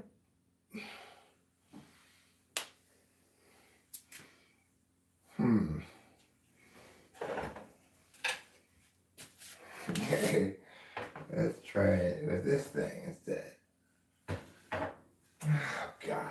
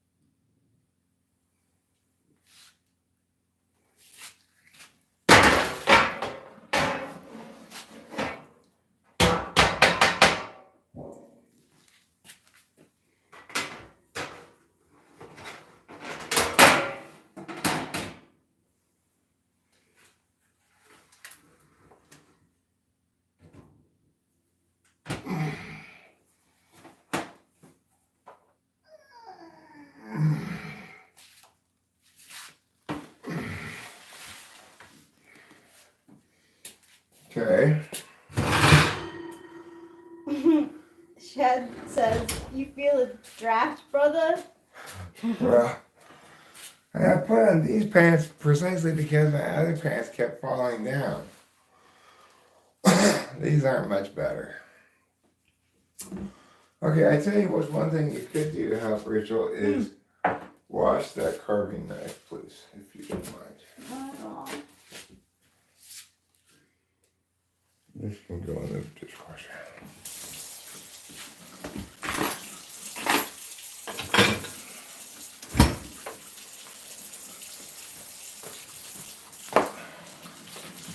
All right.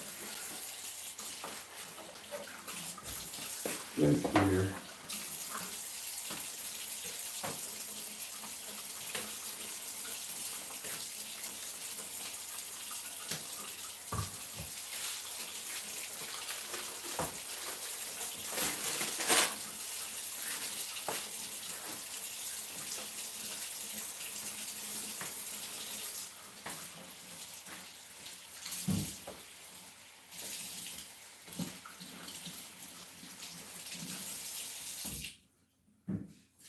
Okay. And I think what I'll do is just carve some turkey here and put it onto the board rather than trying to move the whole turkey to the board.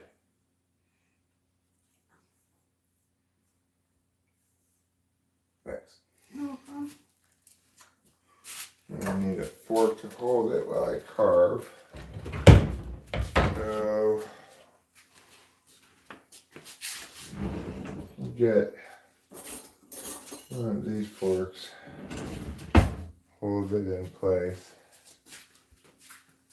while I carve it.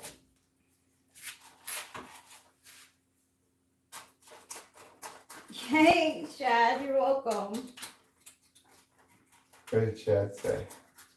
He said, hey, Rachel, thanks for relating that message. What message did you relay? You feel the draft, brother? Oh, yeah. Unfortunately, I far too frequently do feel it, though. What I'm gonna need also is a bowl for stuffing. I forgot about that.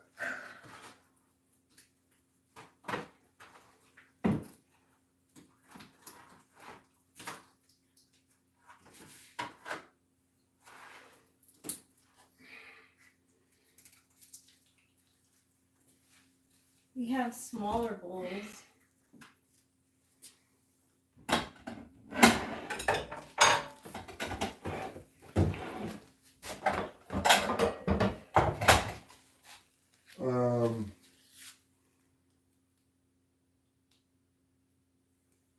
Yeah, I guess that would be fine.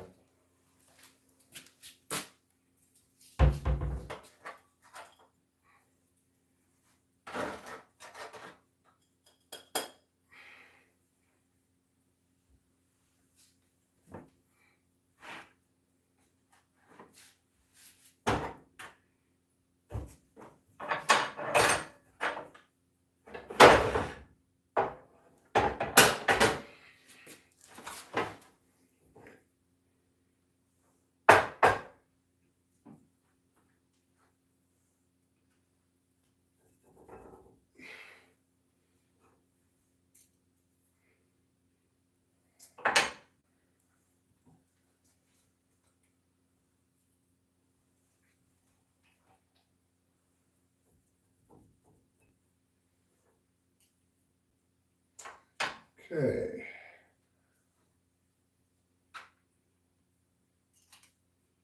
So there's a lot of stuffing in here because I got a double box of stuffing. I used almost all the double box because this turkey is 15 pounds and had quite a sizable cavity in the middle of it. So, you know, I correctly anticipated that we might need more than one box of stuffing to fill it all the way up. That's all the stuffing we need to take out of it at the moment. That's plenty for the two of us to eat for dinner.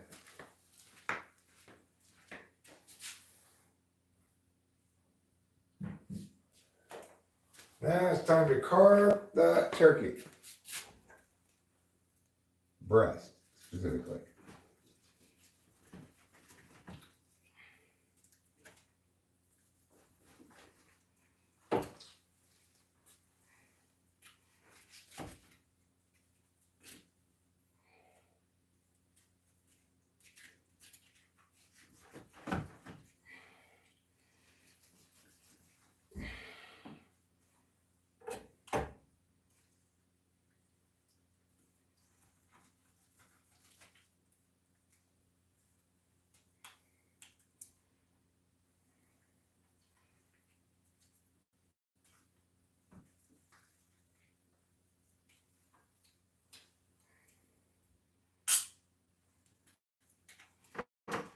Well, that is the tidiest turkey carving in history.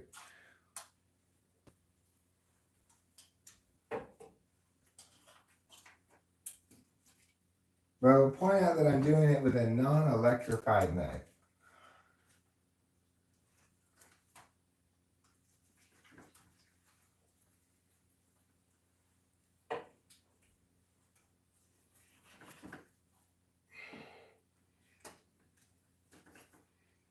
The thing is, of course, might as well carve as much of it as I can right now because we're just going to have the rest of it as leftovers anyway. So even though Rachel and I are only going to eat at most one turkey breast, Yeah, both of them right now. I'm gonna go ahead and cut it up anyway.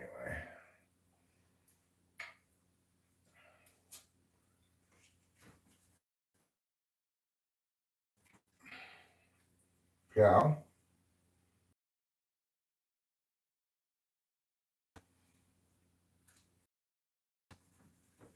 I have pieces of the skin too. I like the skin. Sure. Get some skin here. Rip this off probably easier. Hot. Okay. It's a little too hot for ripping, I guess.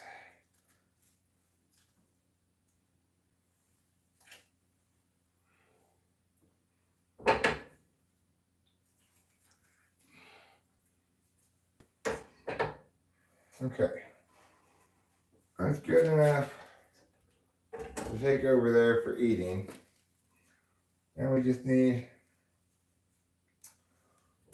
a couple of plates.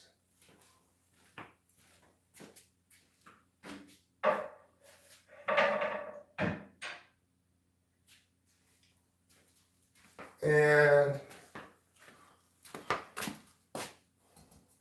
here's your kid. Do you want to eat on these bowls here in general?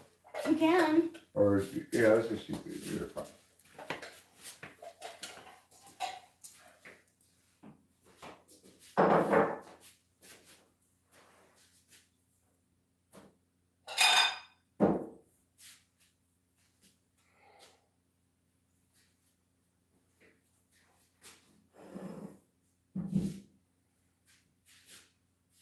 Extra bowl. No, we need this one for. Okay.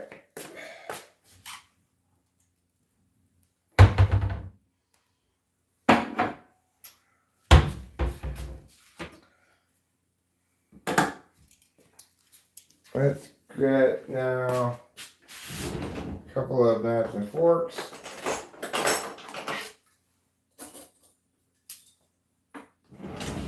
My non-alcoholic beer.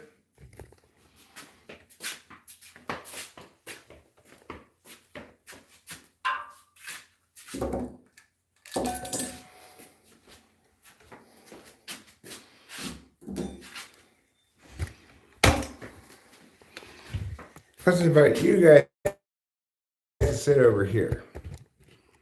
It'll be your chair.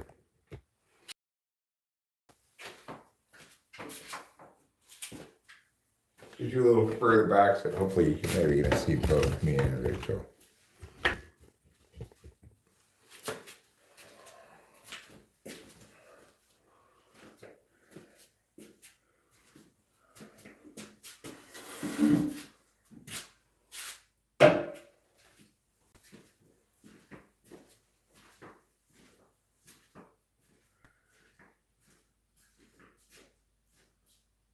Alright, what am I getting?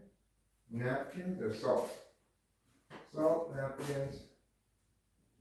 Maybe this. Salt, pepper.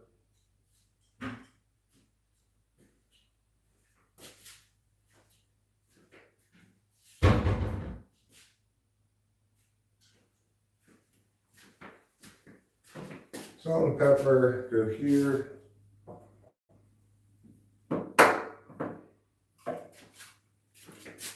That goes there.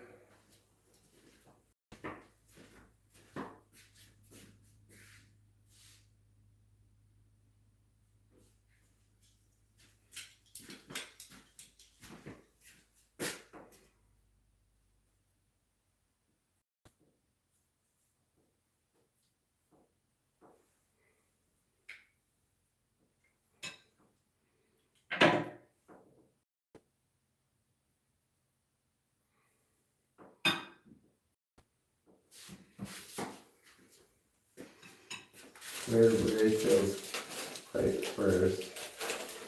USD is winning 45.29. What's that? USD is winning 45.29. Wonderful. There's your plate, darling. Thank you. I think we'll Oh, I be need to get my drink. making you a plate. What? I said I took the liberty of making you a I plate. appreciate Sure.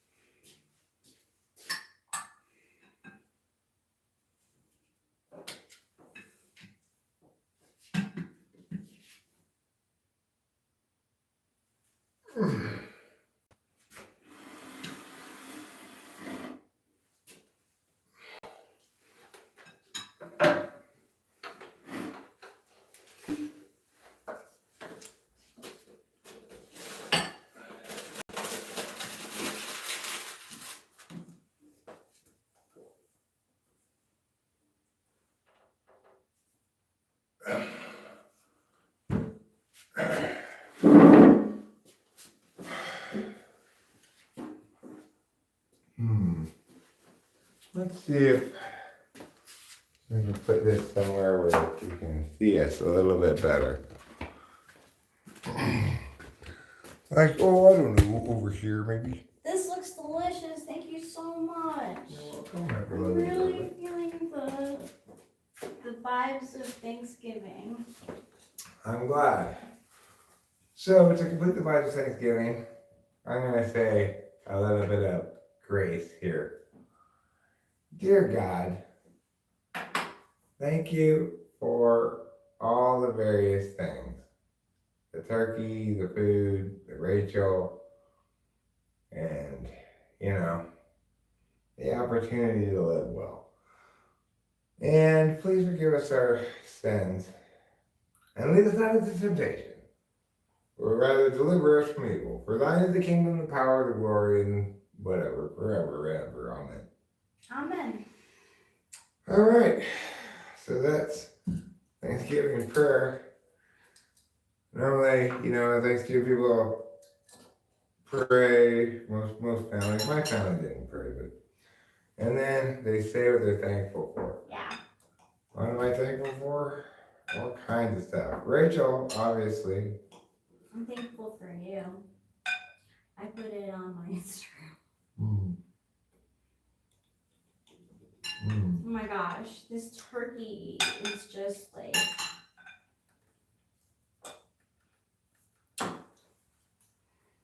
Potatoes definitely need salt. I put some. It's good. There you came out really good. Mm-hmm. Did you put the buttermilk in it? I injected it with buttermilk and put butter under the skin as well.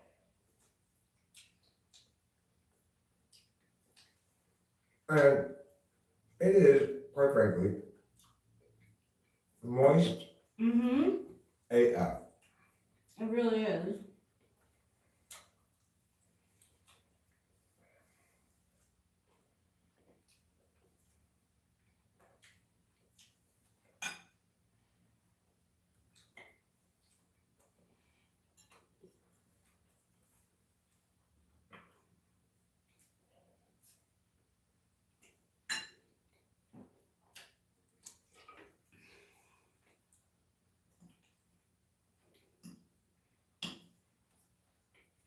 Mm.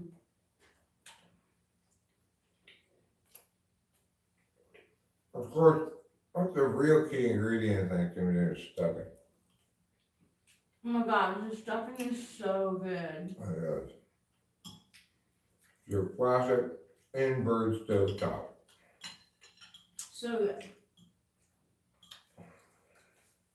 It's crazy that I can't remember last year's Thanksgiving at all. I don't remember it either.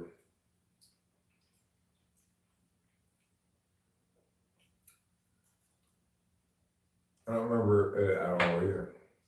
Mm-mm. I don't know if we were in LA. You know, I could probably look at my Google photos, like what happened this time last year.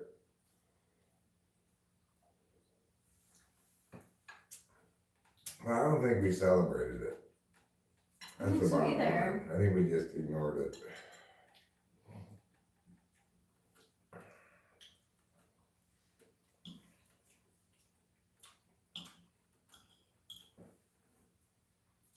I'm thankful for Earth. I'm thankful for this food. And I'm thankful for Pioneer Market because they actually get Eric's prescription. And I'm thankful for Mariposa County in general. Me too. I'm thankful for our little wilderness car. Yeah. For the YouTube channel, without which we wouldn't even have each other. Too. But perhaps as important, the YouTube channel be isolated. Yeah. In the status quo, we want to be more physically isolated because we don't have to feel isolated because we can always live stream and visit with people. Yep.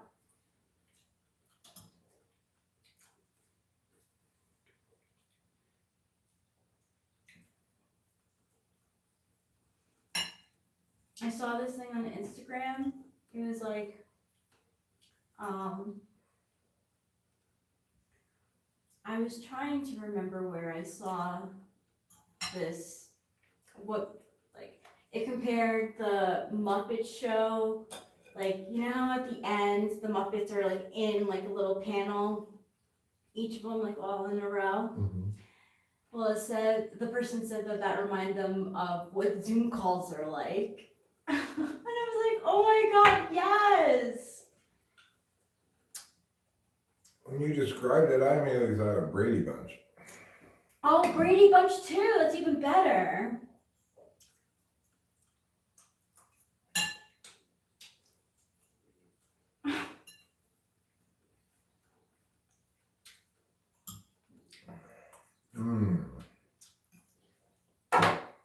Nobody, if we had guests, nobody would complain about this meal. Even No, though it's delicious. it doesn't look like a full fancy Thanksgiving dinner on the table maybe, but it's got all the necessary components. And the cranberry sauce, critically important. I can't even believe I ever considered doing that. Thank you, I'm glad you think so. The stuffing and the turkey, I haven't even tried the mashed potatoes yet, but I know I'm gonna love them. Well, mashed potatoes, I was maybe worried that I'd get the amount of butter or cream wrong. I think I probably could use a hint more, You but think? it's a little. I think it's so good. No, they're good. I guess You're a very good cook. Most of what it needs is salt. The potato. I'll take that. The potatoes more than anything else needs salt. Yeah.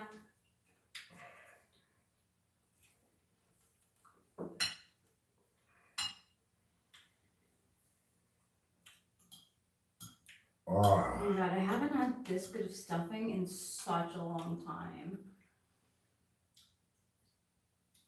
I can tell you, I'm getting hit by that post-Thanksgiving meal heaviness already. Yeah. Tryptophan experience. That's good.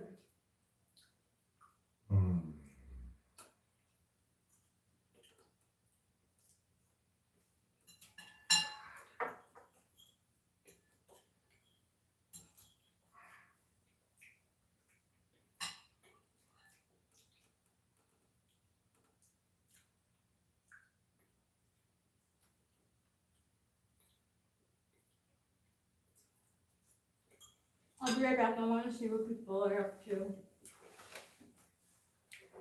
Hi, Trouble Bubble.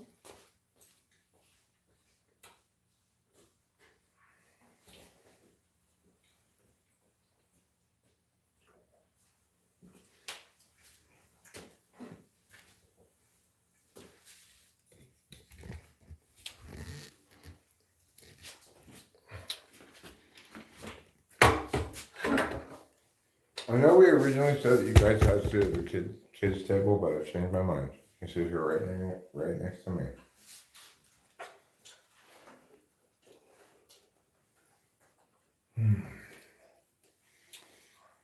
Oh man. Hero Lamb says this is like the SI show now. Well, it is Thanksgiving here on. It's a pretty SI holiday. In fact, I was gonna say, Brother Richard getting up to get her phone. That it can be very nice to play along with traditions and norms sometimes. It is. I think so anyway. You know, knowing now that my sister's an SI Dawn, it makes sense why Thanksgiving is her favorite holiday. Mm.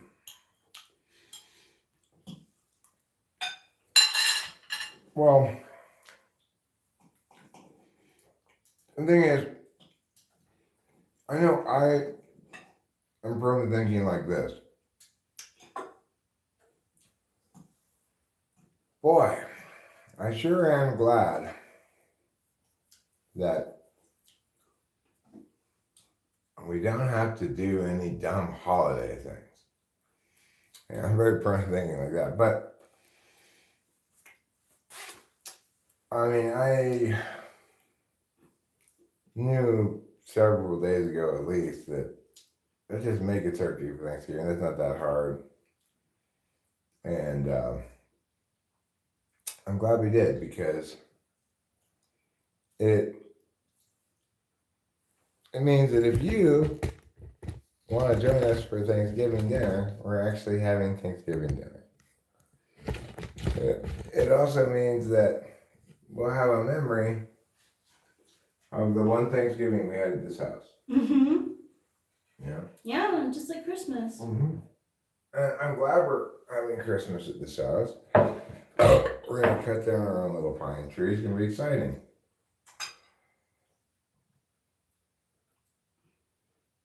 Good idea.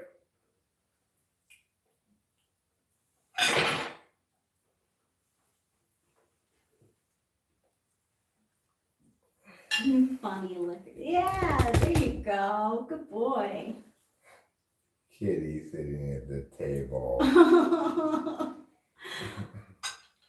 Yes, what a good table kitty you are. Are you thankful for turkey?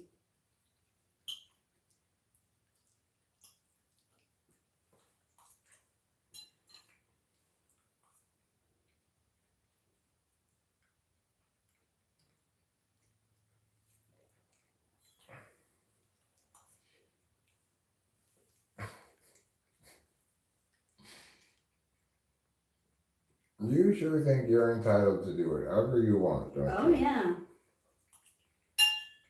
Oh my goodness, no. I have no problem setting boundaries with that. You're in trouble.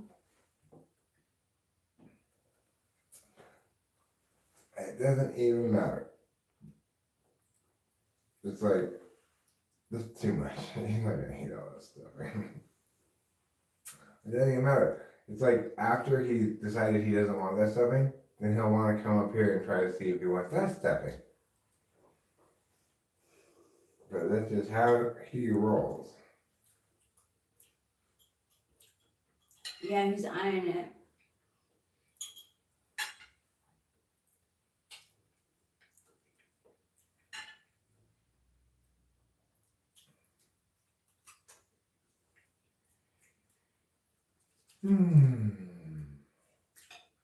One time when I kicked him off the bed, I was able to lift him a little bit. I didn't go full-fledged. I was still a little, like, nervous about it, but I'm gonna try more and more. He will put up with it for a certain pretty stretch of time, you know. He's surprisingly not as opposed to being picked up as I would expect, you know. Yeah, when I went under, he didn't swipe or anything. I was at perfect position to pick him out too from behind. So, no. That's all. That's all. Thank you. Thank you. Oh my goodness.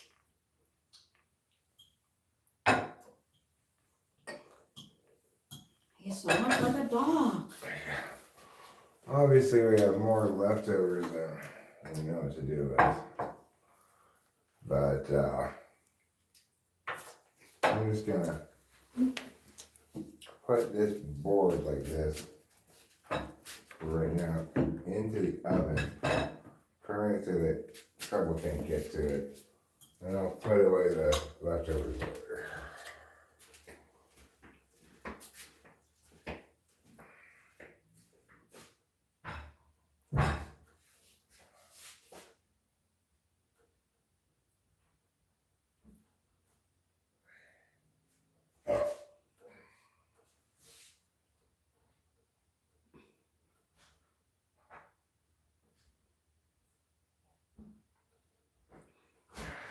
Motherfucker!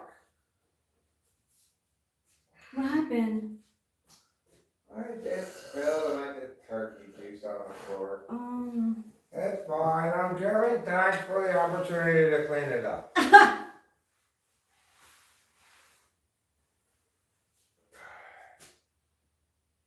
Okay.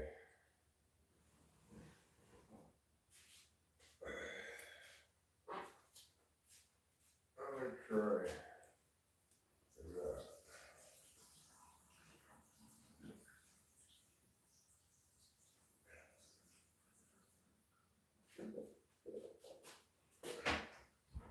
Hi, kitty. Here. Have some turkey.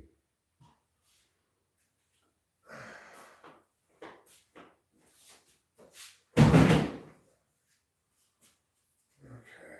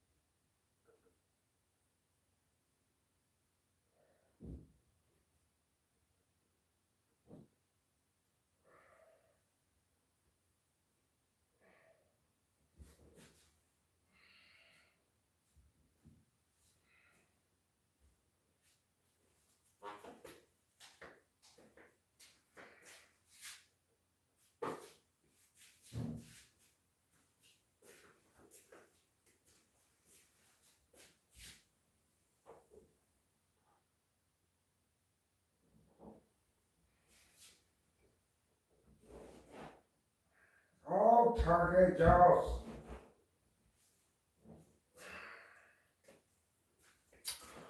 And I'm gonna put this towel in the washing machine.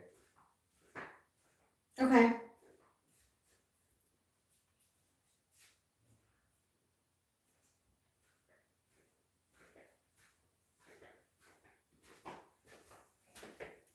Okay. I am done with my food. Okay.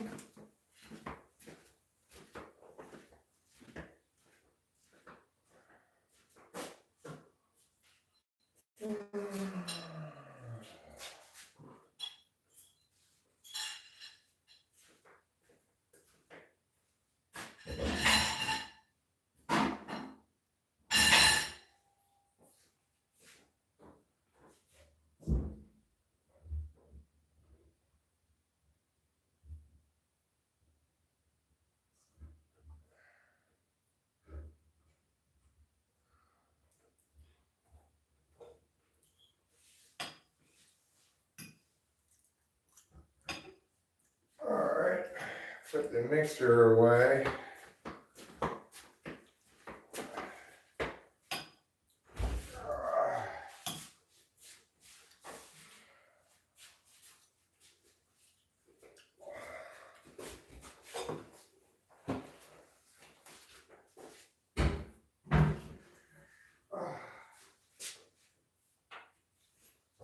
in trouble. lane.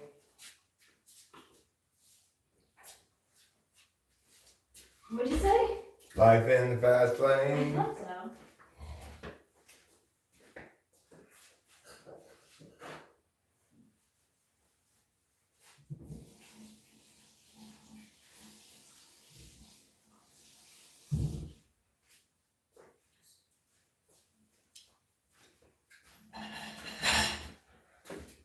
So,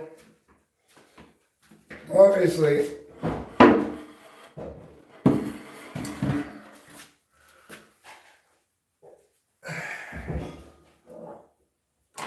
we have plenty to be thankful for. So, it's good that we did a Thanksgiving dinner. It's appropriate. We're very lucky people. And it's important to do this kind of rituals to keep God's wrath at bay.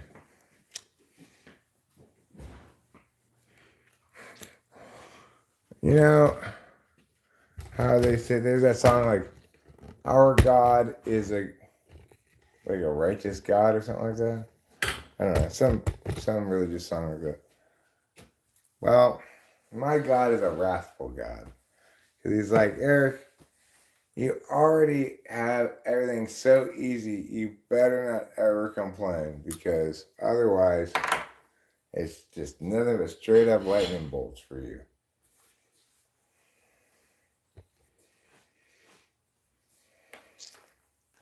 So if you feel like it, Rachel, it will be lovely. I have the leftovers inside the oven on the board so the trouble can't get to them. If you wouldn't mind putting those away into the fridge. Sure, not at all. Like, basically, That's everything needs to be put in a Ziploc bag except maybe the mashed potatoes. I'm not sure how to deal with the mashed potatoes, but they could be in a Ziploc bag too. yeah, that's what I was thinking. Yeah. Okay.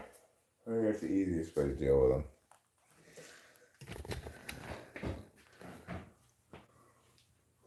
I mean, I do feed Capito's Crafts Karma's Pound, but she never eats any of them. She doesn't believe in people food.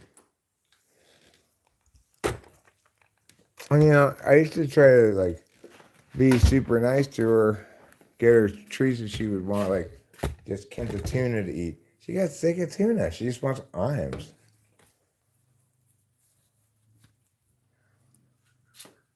She's a very particular eater.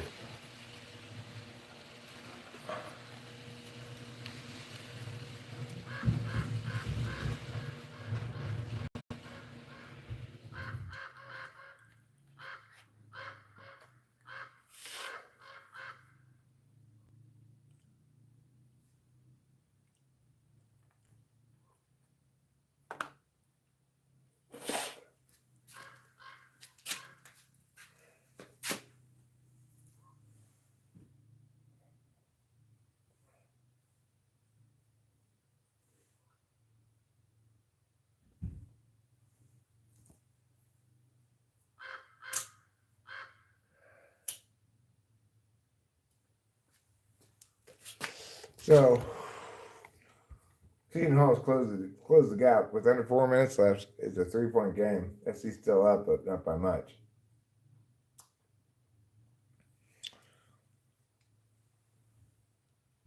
That's good. USC just made the shot. If any of you have any Thanksgiving wishes, prayers, whatever, things you wish to see happen, things you feel like make the world a better place, you want to voice those, I can make some general appeals to the universe accordingly.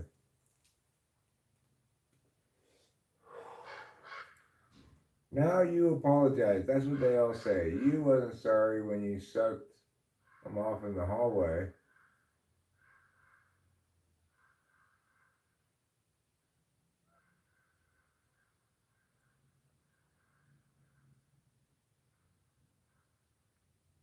Huh. Yes, well, there's no reason to accept the apology of somebody who's cheated on you, for sure. Whether it came in the form of a blowjob in the hallway or some other form.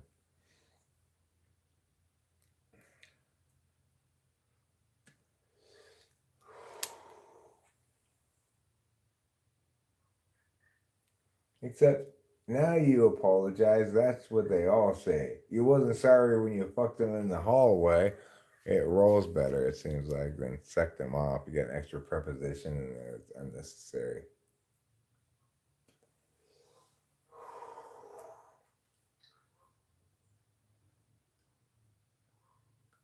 Ah, these idiots.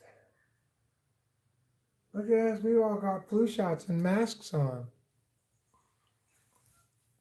Well, that's because you're idiots.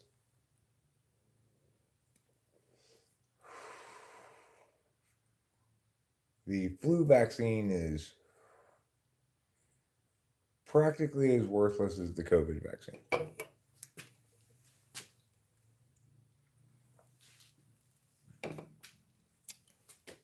I'm not sure anything in history will ever quite live up to the complete underperformance of the COVID vaccine. Like, it's sold as preventing COVID completely, and the actuality is it doesn't prevent it at all. Ridiculous.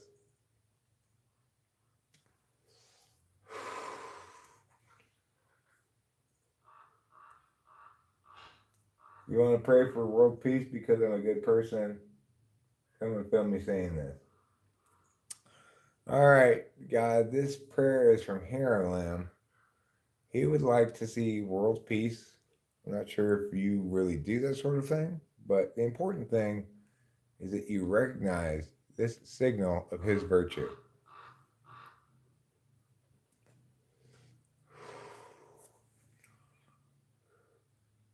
I really wanted to pray for something that I truly believed would help the world more than anything else. I would pray that everybody listens to me. But, you know, I understand the implications of such a prayer, which is why I don't make one.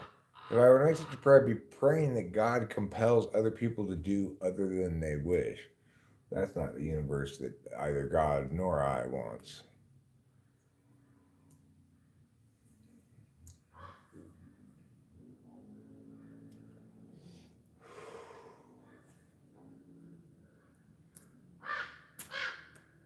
Seton Hall's coach is looking a little stressed, but he's got a team within 4 points at number 23 USC.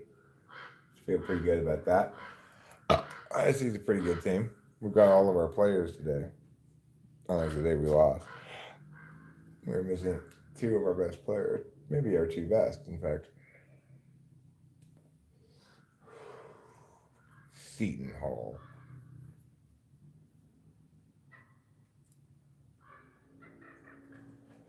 Seton.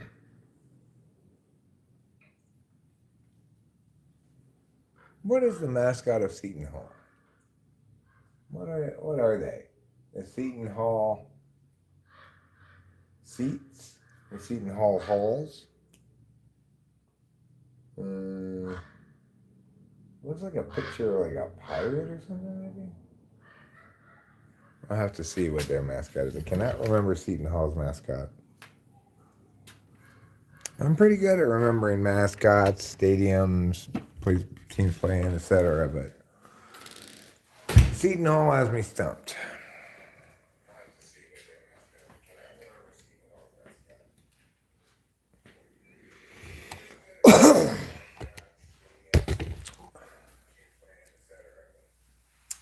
Eric, you have a great typology model. The best.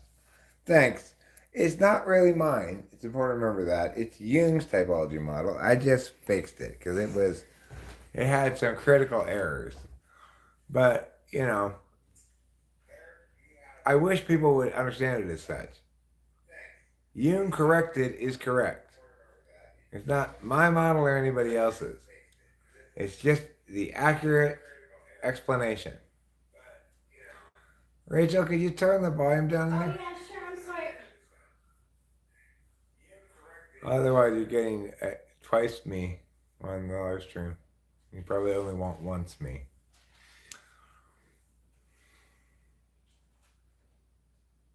Well, it's now 61 to 57 in favor of the Trojans, with 2.5 minutes left. Number 5 has the ball currently. I need to learn all the numbers of the USC players. Boogie Ellis. But I thought I didn't want to be wrong. Number 1 drives the ball to the hoop, misses the shot, but gets fouled in the extra shooting. This is a true Thanksgiving. It's got to have a little sports mixed in, or else it's not a true Thanksgiving. And yeah, it's like I was thinking about typology a little bit earlier about how the reason why people struggle so much with personality in general is we don't have any examples of humans correctly and incorrectly dealing with human consciousness. Because prior to Jung's cognitive functions and the correct articulation of them, every understanding of personality was fundamentally holistic and could not explain what is the stuff that personality is made up of. It's made up of attention, right? But the thing is, because we don't have any precedent, like with science, we can say, look, the reason this science was bad is it did this thing that good science doesn't do. Oh, that can't be a real theory. It doesn't make any hypotheses. They make predictions that can mirror. Those things are definitely relevant in typology. One of the reasons why defensible typology is the only defensible typology is that it can meaningfully make predictions. If I test you for polar meow, I won't test you for polar something else. It's like you won't test positive for it, is what I mean. That's one such prediction. That's just one of multiple you could make. The thing is, that's not why, though, defensible typology is better or correct. The reason it's better and correct is because it's correct and therefore it's better. It's like long before Einstein's relativity got validated by any kind of predictions being tested, falsification things, whatever, it was still correct. So it's important to remember that ultimately the most important things in life are correctly intuited first and then established to the satisfaction of other people later. Not all intuitive leaps end up being correct. Darwin intuitively left at the notion of evolution, but unlike typology, right from the outset, evolution started falsifying. It's like it didn't validate for myriad reasons. But nevertheless, it's an example of a naturally occurring intuitive understanding of things that was either correct or incorrect when it was intuited, but it wasn't established whether it was correct or incorrect until much later,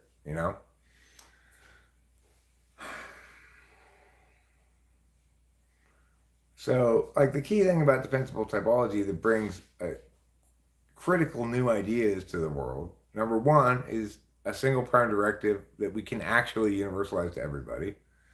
Number 2, a model of personality that defines people according to processes rather than attributes that they don't have. Number 3, a resolution to basically every single duality related issue. Like the subject object duality is resolved when one understands subjects and objects of what, right? It's always some kind of human intention. And it resolves when one understands there's a third perspective, namely observer. So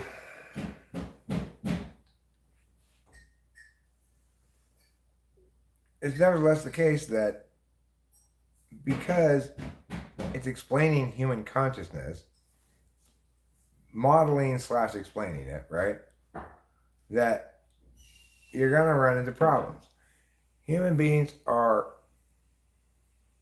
not as complicated as we think in some sense, because it's just a attentional configuration. But any model of human consciousness is going to necessarily be reductive in the way a model is. And because human beings are open system adaptive, which is to say, once you've been informed about a given thing,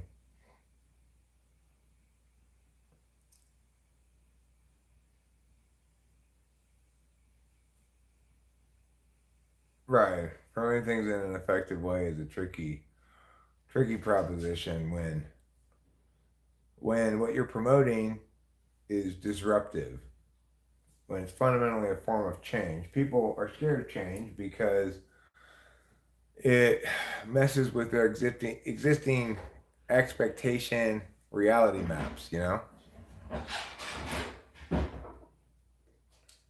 And a surprisingly small percentage of the population seems to deliberate things for themselves.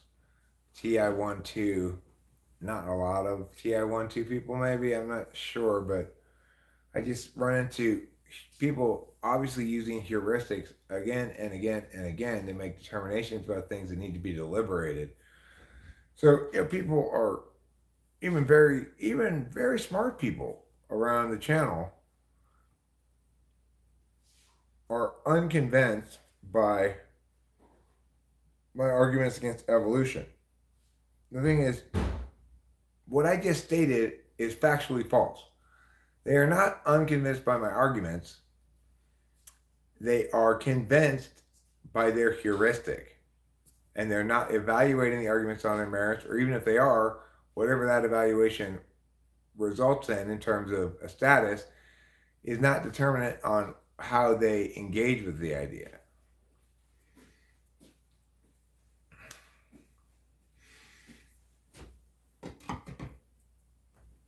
Oh, I mean, what doesn't falsify it, right?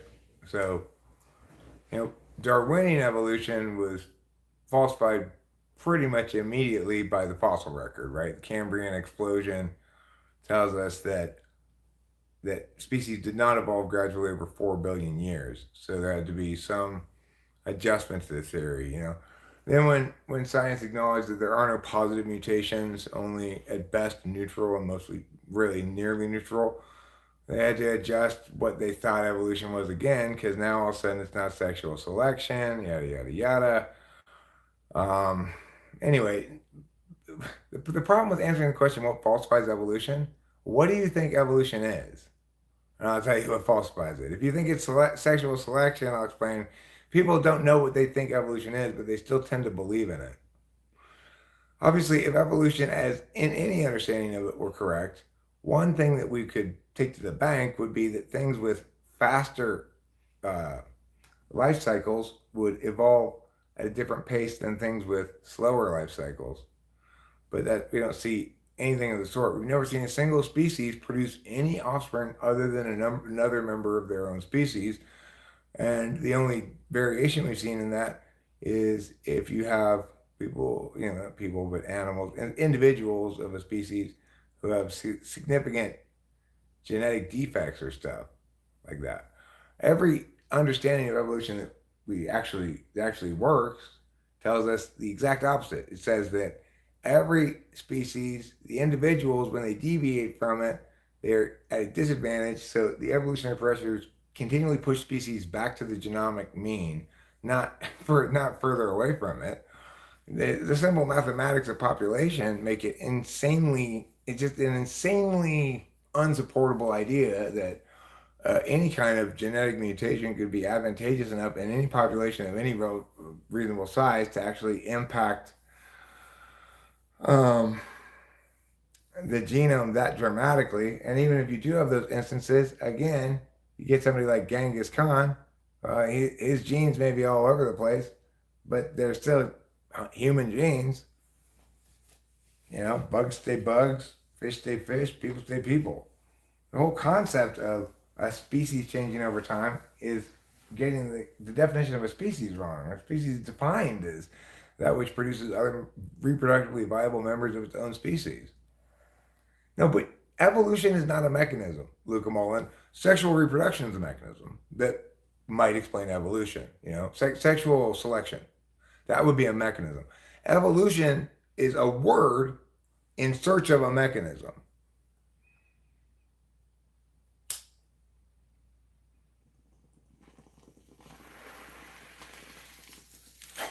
You need to explain what the mechanism is by which, first of all, nobody says original organisms change, right? In other words, nobody thinks you or I, as we're alive right now, might evolve into a different species, right? The only thing that evolutionists claim is that a species' genome changes over time, which doesn't make any sense at all. Species aren't individuals that change over time, right? Individuals within a species might show range within that species' genome according to different environmental pressures, but never one time has there ever been an instance documented, forced in a lab or otherwise, of one species speciating into a different species by reproduction. Look, I've got a lot of videos on this, Luca Mullen. If you're actually interested in the subject, you can watch mine. If you don't want to watch me talk about it, look at David Berlinski. He's another NTP who's correct about evolution. Remember, my position is not that some alternative explanation is preferable. My position is we do not know where species came from. And we need to stop lying about that. Did you find out what Seton Hall's mascot is? Turns out they're the evolutionists. That would be great. No, but really. I know I didn't find Are they Demon Deacons? Or is that Wake Forest? Let's see.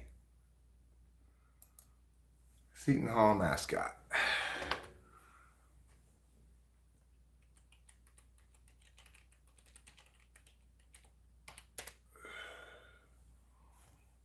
Note that I do not think it's the pirate. So what it looked like was what it was.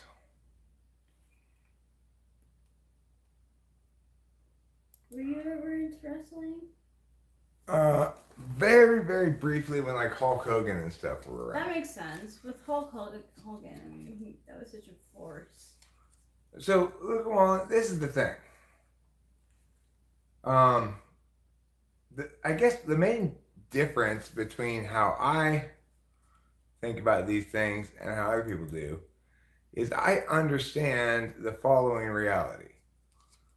Anybody purporting to explain something has a duty to affirm, an obligation or a burden to affirm. If you don't meet your burden to affirm, we negate by default. So, in other words, I'm smart enough to understand any explanation that actually explains things, okay? Sorry, it's like I'm not a dummy. Thank you, Phoebe. I may not be able to understand every bit of hard math or whatever that's used in the justifications, but I can work around that because I'm an expert at evaluating cases. What I'm telling you is that evolution fails to affirm. Therefore, we negate. It fails to do its job of explaining it in a way that I can then explain it to somebody else. I cannot explain it to you. I've studied the shit out of it. I cannot explain to you how evolution works. Therefore, it has not been explained. It's not an explanation for species. And we should not treat it as anything other than a muggity with two meows. The neighbors have the good candy. That's why we're moving away from them.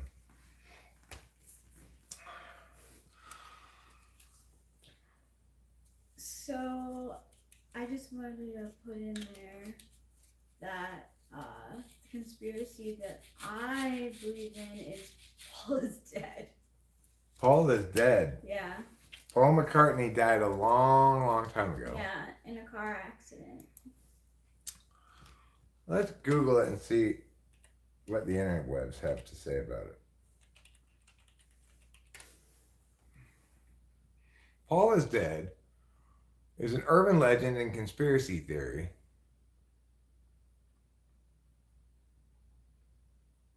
Well, remember, I'm I do not believe that creationism is an explanation either.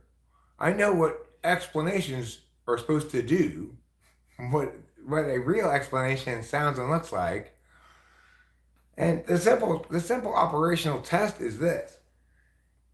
If you can't explain it to me such that I can understand it, then you don't understand it.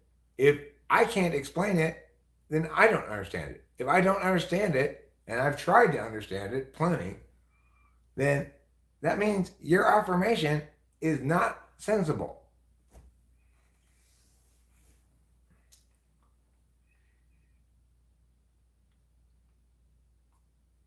Paul McCartney is dead. Bizarre story of music's most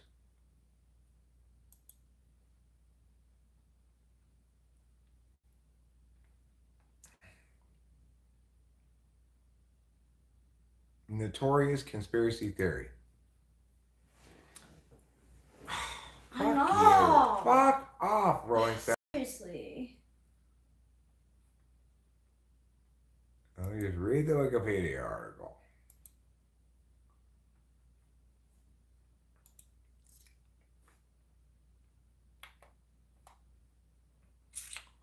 According to the theory, McCartney died in a car crash and was replaced with a McCartney lookalike. Was Paul McCartney ever actually in a car crash? I think we need to figure that out first. Here's this here.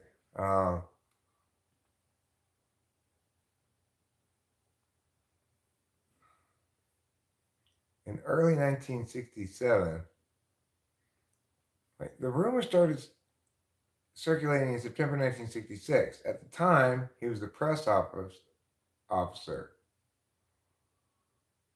He began receiving a number of calls from people asking whether McCartney would be all right, to which he replied that he had recently spoken with McCartney. In early 1967, a similar rumor circulated in London that he had been killed in a traffic accident while driving along the M1 motorway.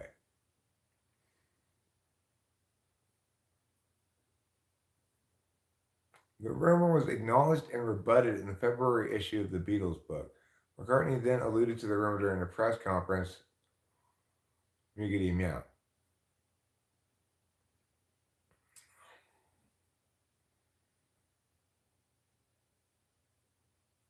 On 17th of September 1969, Tim Harper, an editor of the Drake Times Delphic, student newspaper at Drake University, published an article titled, "Is Beatle Paul McCartney Dead?" The article addressed a rumor being circulated on campus that cited clues from recent Beatles albums, including a message interpreted as "Turn Me On, Dead Man."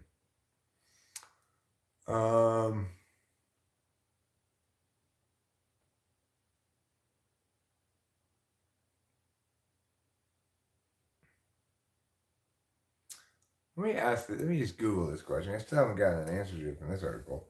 Was Paul McCartney actually in a car crash?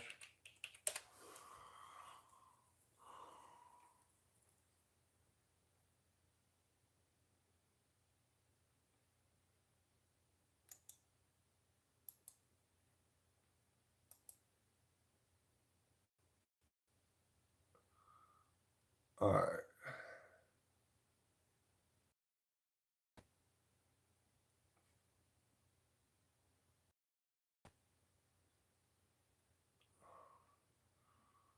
In fact, the crash never happened. Between 6 and 19 November 1966, Paul McCartney and his girlfriend Jane Asher were on holiday traveling through France and Kenya. However, a couple of relevant incidents did take place. On 26 December 1965, McCartney crashed his moped, resulting in a chipped tooth and a scar on his top lip, which he hid by growing a mustache. On 7 January 1967, McCartney's Mini Cooper was involved in an accident on the M1 motorway outside London, as a result of which it was written off. However, the car was being driven by a Moroccan student named Mohammed Hadji, and McCartney was not present. Hadji was an assistant to London Art Gallery owner Robert Fraser, The pair turned up at McCartney's house on the evening of 7 January and were later joined by Mick Jagger, Keith Richards, Brian Jones, and antiques dealer Christopher Gibbs.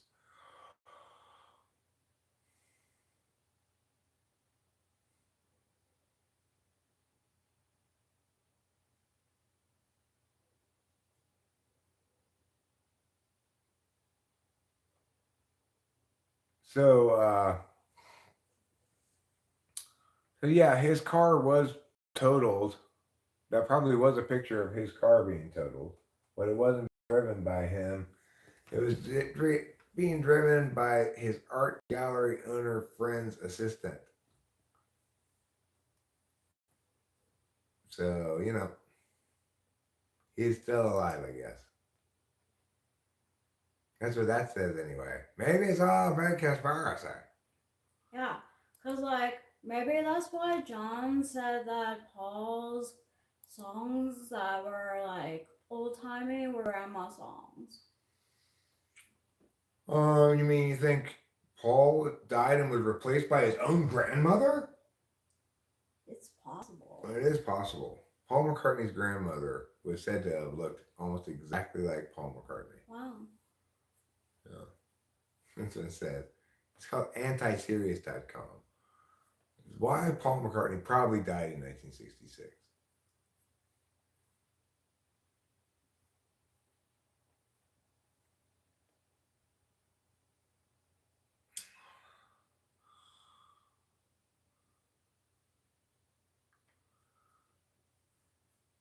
Wiener World. No, no, no. Paul McCartney is not dead, says the New York Times. I think the New York Times doth protest too much. Yeah, I think they might as well. The Paul McCartney Death Clues, My Strange and Spooky World. This sounds strange and spooky. I believe the 49ers are coming on pretty soon. Yeah. Dallas destroyed the Commanders 45-10. Whatever, they're America's football team, right? Yeah, well. Whatever. They are now that there aren't any Redskins. It used to be we could identify with the Redskins and hate the Cowboys. Now, who wants the Commanders? Wait, when did it start that they said Dallas Cowboys is America's team? Let's ask. When did Dallas Cowboys get deemed America's team?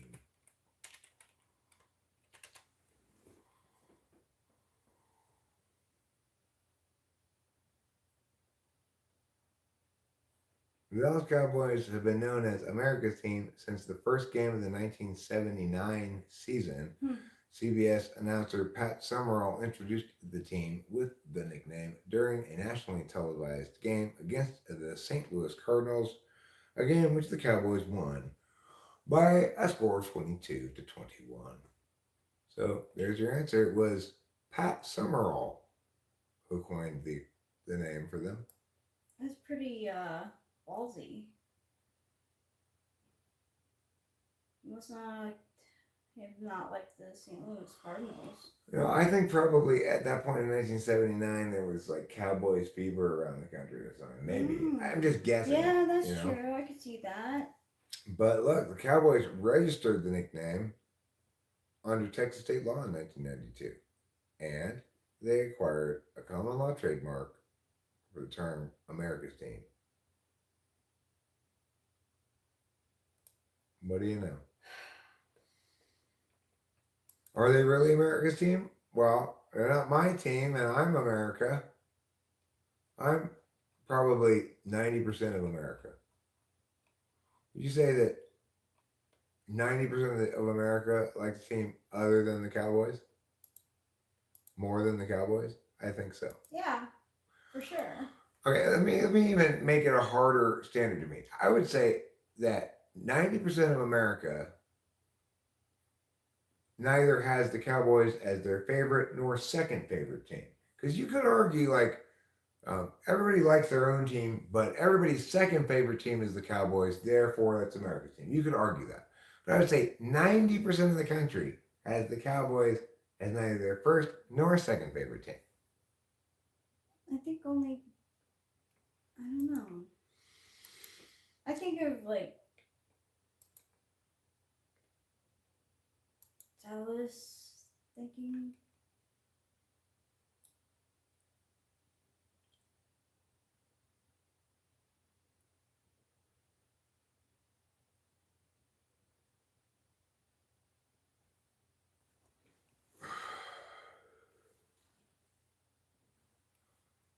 Let's see here. Turn Me On Dead Man pamphlet. Turn Me On Dead Man, an examination of the clues surrounding the rumored death of Paul McCartney by J. Lancelot Turner.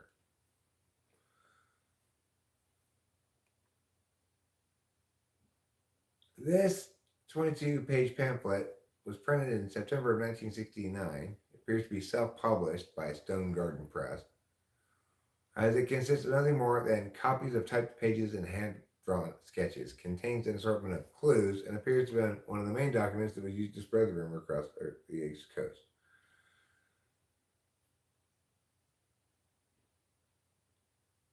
Friday, November 7, 1969, article from the Observation Post, the campus newspaper of City College in New York. And the entire page is filled with additional articles related to additional clues that were discovered since the original article we ran last week. To date, I've been unable to find that issue. I also got a kick of the article's introduction by Newman, who tries to inject some good old-fashioned politics into the debate and asserts that McCartney was killed by an overdose of logic.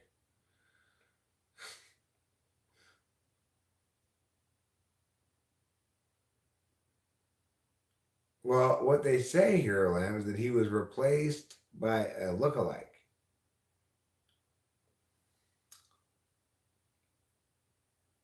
Far and away, the one magazine that was responsible for spreading the Paul is dead rumors was published in 1969.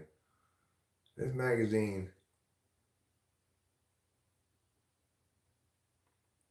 contains 68 pages of all sorts of clues broken into sections with such alluring titles as How the Album Covers Showed Paul's Death, Who Did Linda Eastman Really Marry, and The Beatle Death Curse.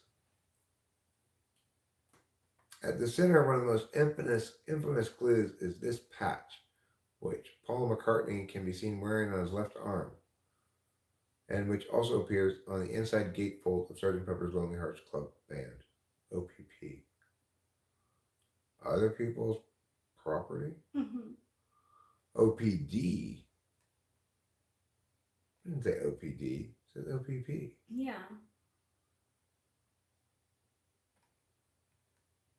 Which people are taking to mean officially pronounced dead.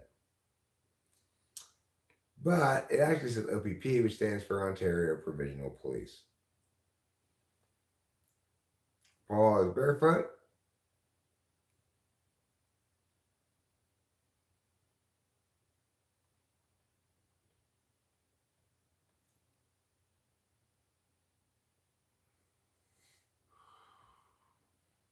McCartney himself refused to comment on the whole thing, even going so far as to make himself unavailable for interviews by going on holiday in Scotland to his remote family farm. Life reporters tracked him down after McCartney initially chased him away. He eventually consented to an interview, proclaiming himself to be very much alive and well.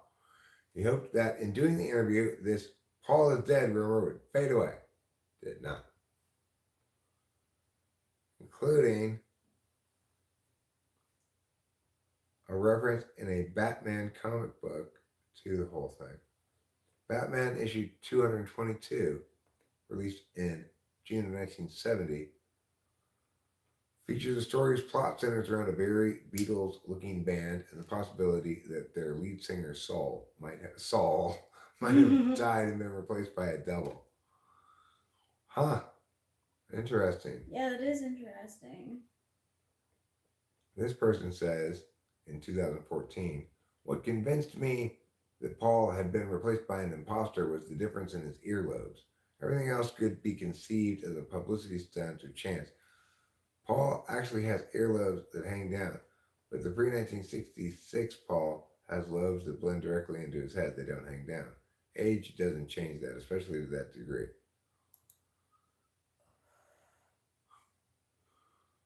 This website is a very respectable looking website called Indian in the Machine. This looks like a 1998 website. Yeah, it does. I'll have to show it to the people, of course. Don't worry, you're the people. All two of you. One of them is, well, actually, right now, one of them is not me. One of them is Rachel. I'm going to end the stream pretty soon anyway, so that's fine. Here we go.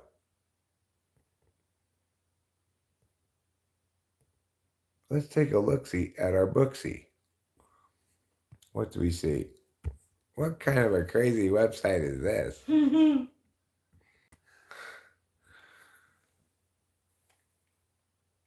Learn about the photon belt at www.indianmachine.com. You mean the website I'm currently at? If this is like stuff that's like making it, yeah, I'm very skeptical. You know what I wish still existed? Quadruple.com. What's that? This ridiculous website I made talking about the importance of quadrupling. Because, you know, sociologics says, I read this, not sociologics, I read like this one sociologics article that somebody wrote. Who knows what sociologics says? So, do they look different? No, yes, they do. Their eyes do. They do look quite a bit different. Yeah. But how young was he here? Young. He was young. When was he born? I'll look it up. Because he wasn't done growing, you know. Right.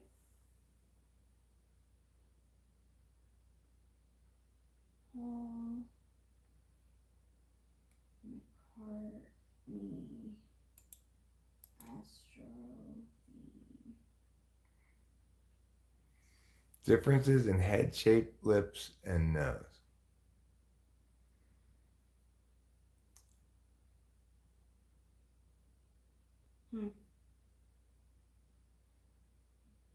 He's born in 1942.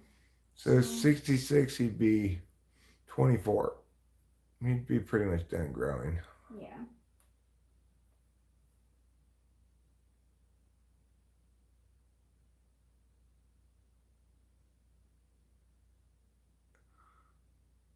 First, they're the same height. And then That's he's quite a bit crazy. taller than her. That's weird.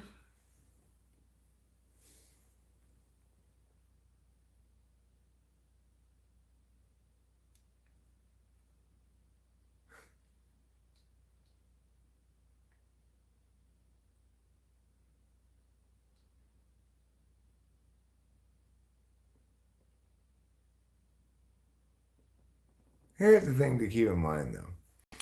You could find a bunch of photos of me Yeah. and find ones that look different. I look different than them, you know? Well, same thing with me. Like, I don't look the same that I did in high school or in college, even. Well, I didn't know you then, so I'll take your word for it. Yeah, I mean, like, I guess my face looked the same, but like.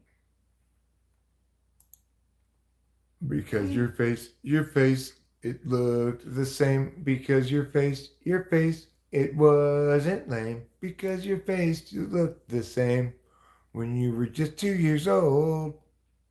Is that what you mean? Yeah, but it's amazing.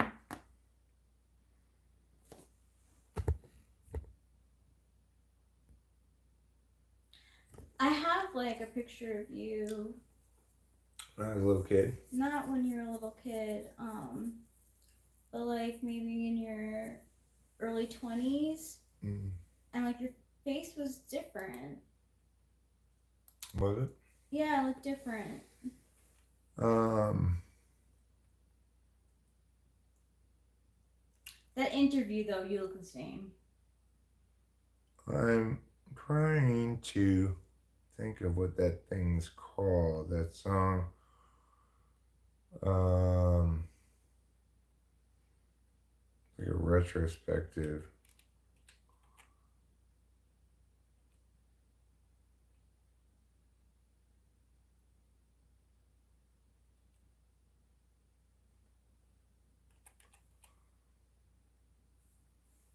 Hmm.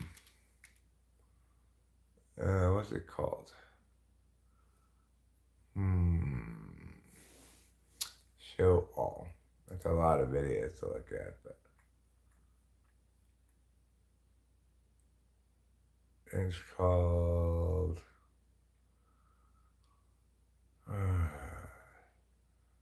I know I could think of the video for it, but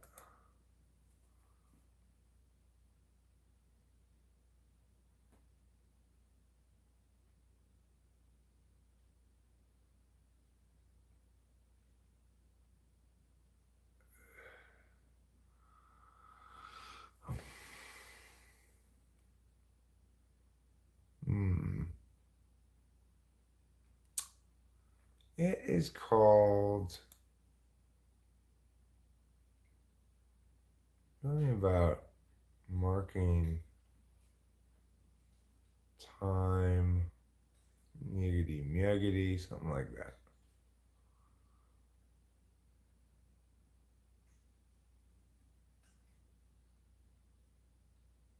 I should be able to see um should be able to see the thumb and recognize it. If in fact it does have the word song in the title, which most of my song uploads do, but not absolutely all. Oh, this song. I love this song. Casserole, fuck yeah. It's been a while since I've listened to this song.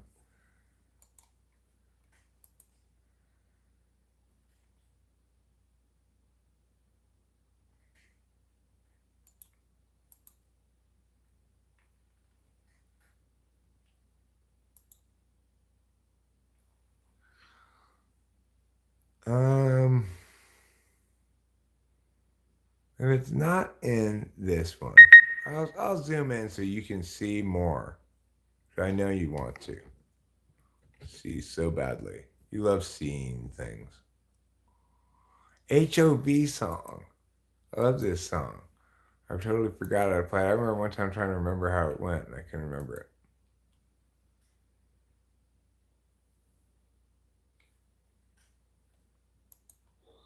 And so I drove to the HOV in my vehicle of high occupancy. I didn't roll along. I rolled the 203 in my vehicle, total now including me. And so I drove to the HOV in my vehicle of high occupancy.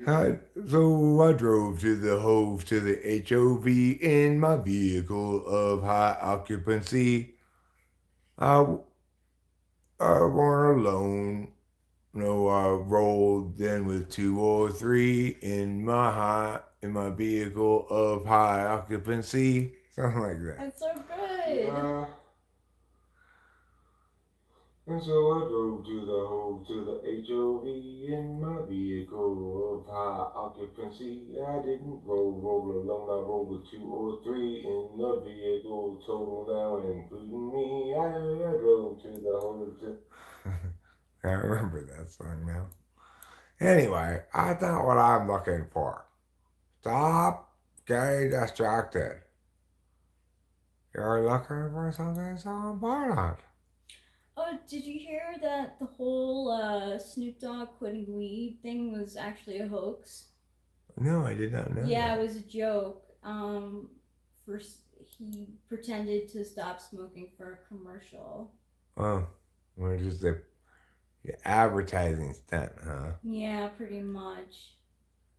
Well, I'm gonna be really glad if I ever get famous that selling out has become so normalized. What?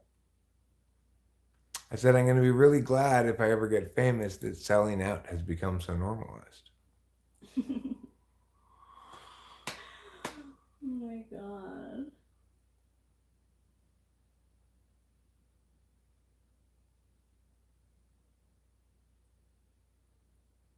Hmm. What is that called even? It's got a picture of me in a shopping cart in front of Denny's. I think maybe as the thumbnail for it.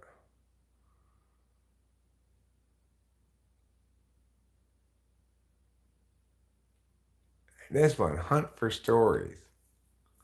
This has a lot of pictures of me. He's smoking right now. Who is? Snoop Dogg. Oh, good for him.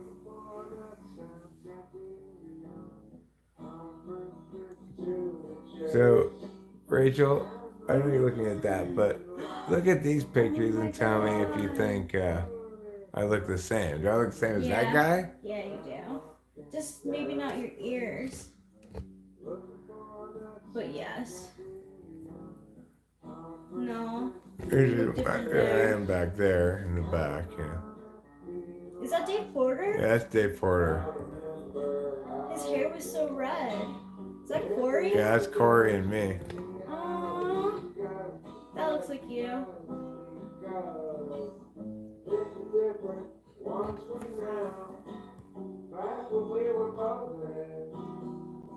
Look at me standing up.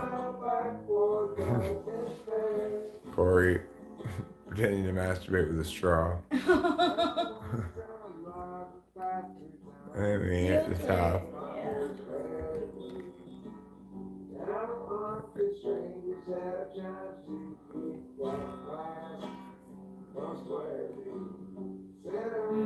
And me and Delilah. You think Delilah looks the same? Yeah, her face. Aww. There's me and Delilah That's again. such a good picture, too.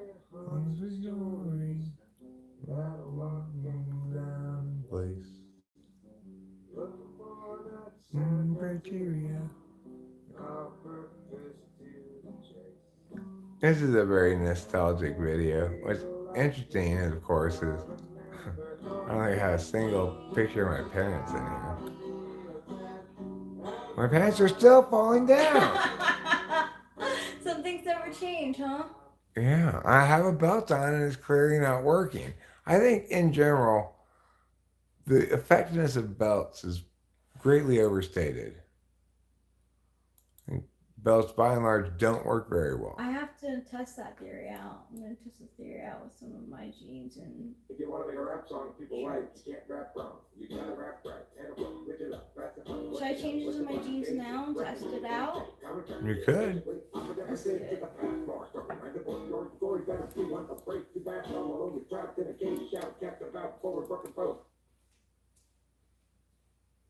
Here it is. Casserole, fuck yeah. What am I going to bring to the potluck? I'm bringing some casserole. What will you bring to the potluck? You're a stupid asshole. I'm gonna bring something good. You're gonna bring a piece of wood. The potluck doesn't want you. Fuck yeah, casserole. In a dish. Fuck yeah, casserole. It's my wish. Fuck yeah, casserole. In the oven. Fuck yeah, casserole. Which casserole coming? Fuck yeah, casserole. Can't you have any? Fuck yeah, you can. Eat some casserole.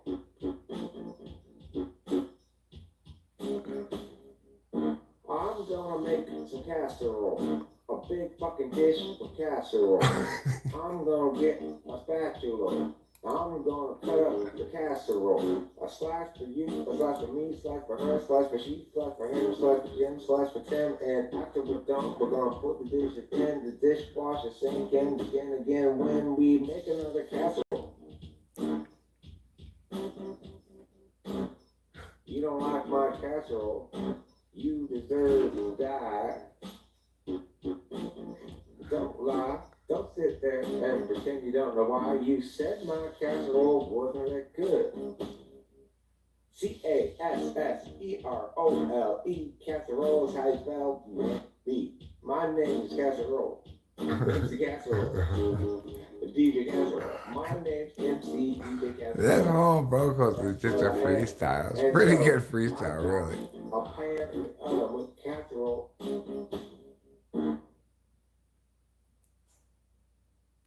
Fuck yeah, casserole. In a dish. Fuck yeah, casserole. That's my wish. That's a pretty good song. Casserole, fuck yeah. I don't think anybody can dispute that.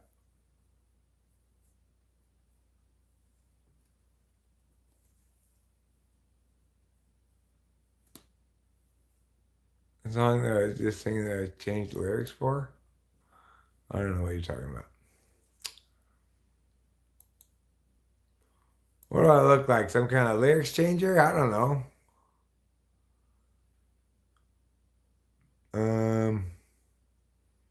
A lot of songs around here, you know.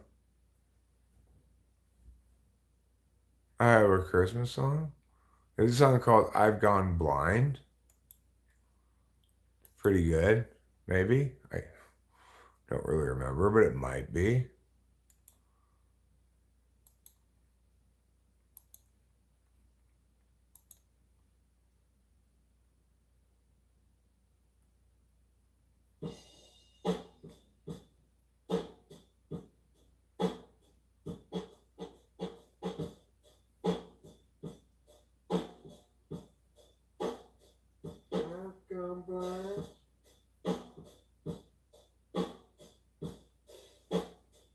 I can't see.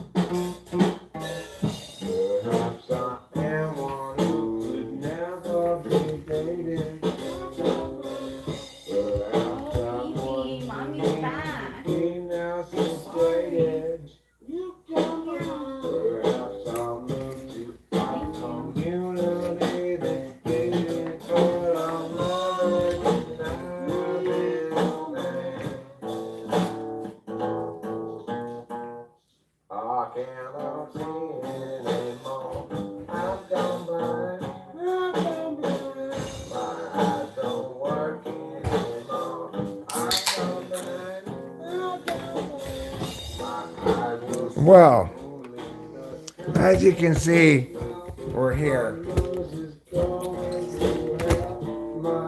I have a lot of different things.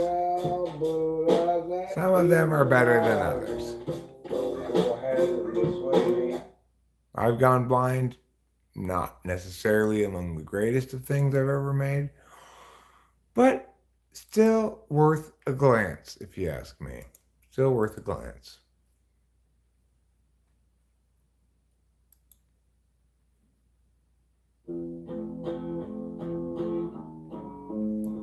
Just having fun, won't do the job. I've got to go outside and rob a person who's got more to do. That's a pretty good song. I remember this song. Just working hard won't be enough. I need a lot more stuff than that. I'll go outside and rob a rich man. We're beginning to feel boy, Eric was not very good at mixing things, was he? No, he was not. All right. Well, Was Ringo the best Beatle hero, Mass? Was Ringo the best Beatle? Best in what way? Like, I think Paul was the most visionary of them. Although, they required all of them. None of them made very good stuff by themselves. No. So. It did require all of them, and I really like our dissection of the Beatle compatibilities with using socionics. Like, there's something to that formula that made them work.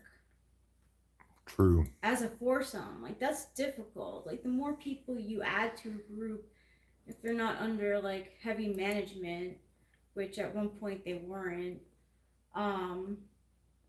it's hard to like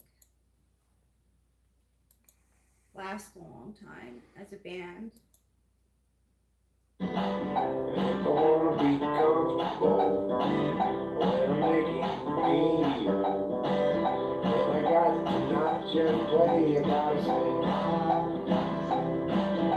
I'm playing on the drum, singing helps me come together. Playing on the guitar, singing helps most things by far, though I will surely admit I can't sing everything. Some things are rather hard, I guess. I can't sing and play and perfectly. I know. Finally, the chorus. That's okay. Boo, failure, boo. I'm just saying, if you're like me, you know that you can always be better if you just sing along. Don't wait, you won't chase it, you better go ahead and sing. Might as well, there's nothing else to do except failing harder. The thing is, when I edited this thing and put it up, I included all this. But if I were to write this song instead of freestyle it or whatever, I'd have the chorus come in sooner than it does. The chorus doesn't come in for the first time until after 90 seconds.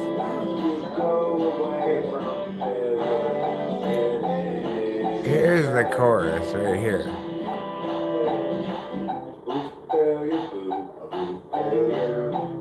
Failure, you are my friend too. Even though you That's are where not failure very popular. Yes.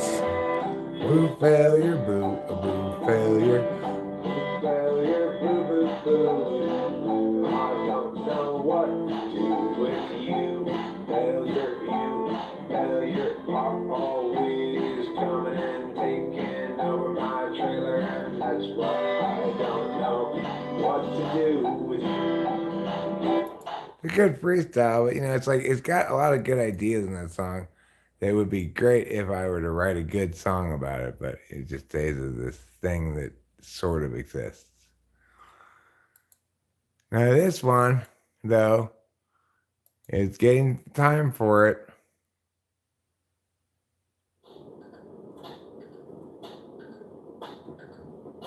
You're ready for Christmas. I've had enough of your non-swing rhythms. I like so much to swing. It's a Christmas time and I'm driving around, just wondering where's my ring.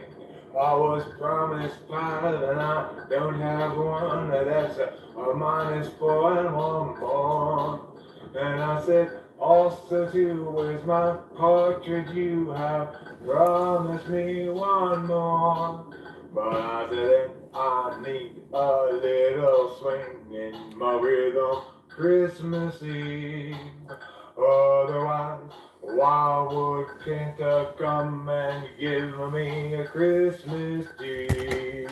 I don't know, but I know with a swinging of Joe, then we can swing to the moon, and you and I will swing tonight all the way From Christmas to June, I said a swingity swing.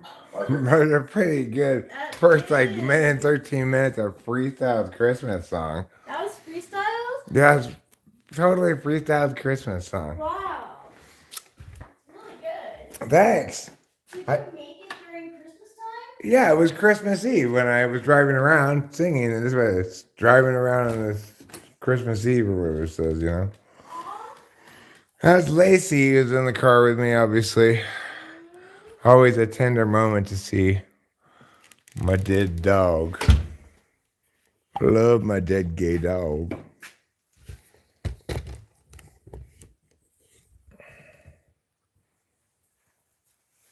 Anyway, it's a pretty great Christmas song. And it continues to be good all the way to the end, but I just stopped it right there because, you know.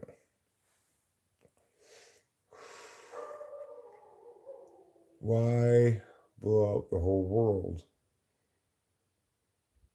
when you don't have to?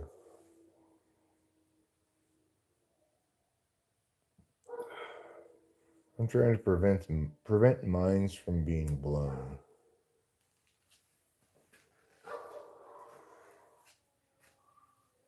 In 7 years, my swinging Christmas song has accumulated a total of 75 views.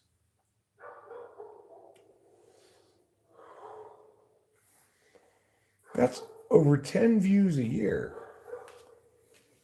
It's pretty good.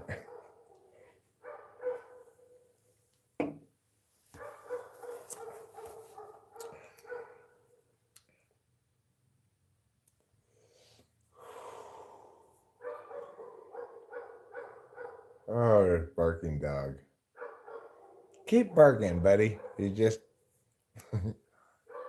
making me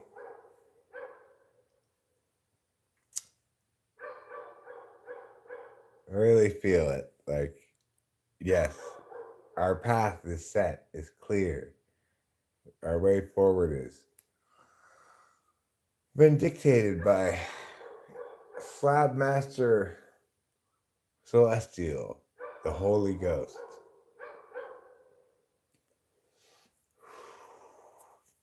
You got multiple names: the Holy Ghost, the Holy Spirit, Slab Master Celestial.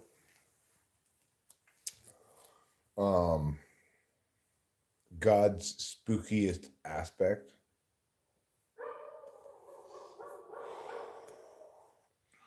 The Ghost in the Machine.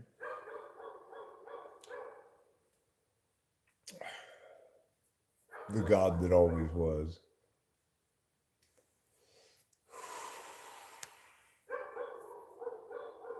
The laconic one.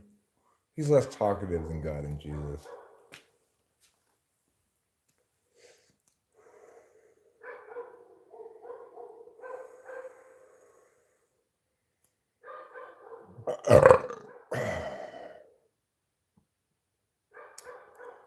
Like the mother loaf of the sourdough bread of the soul.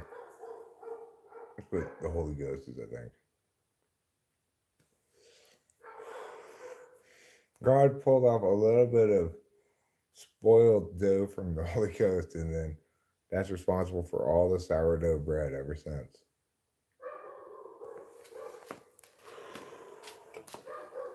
You barking dog, stop your barking. Barks a lot.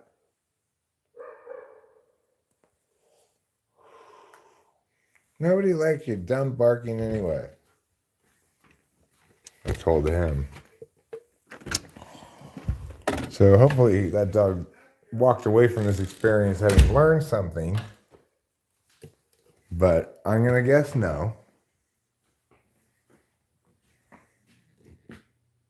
Oh, it's Oliver Linehan. Would you look at that? He's my favorite resident of Nome, Alaska. That's right. Well kept secret. Oliver Linehan recently moved to Nome, Alaska to become an Inuit.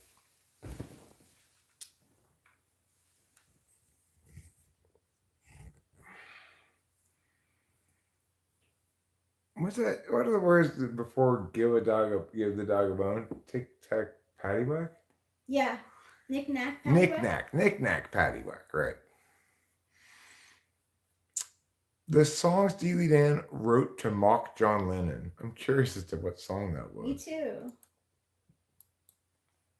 I will mute the audio on this one. Like many. With my muting finger. But I'll put on the CCs.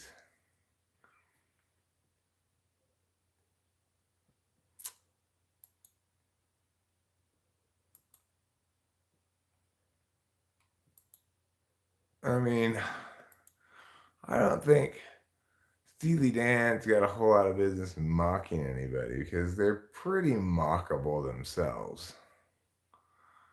I mean, they're not as good as the Beatles, that's for sure. If he's mocking John Lennon's solo,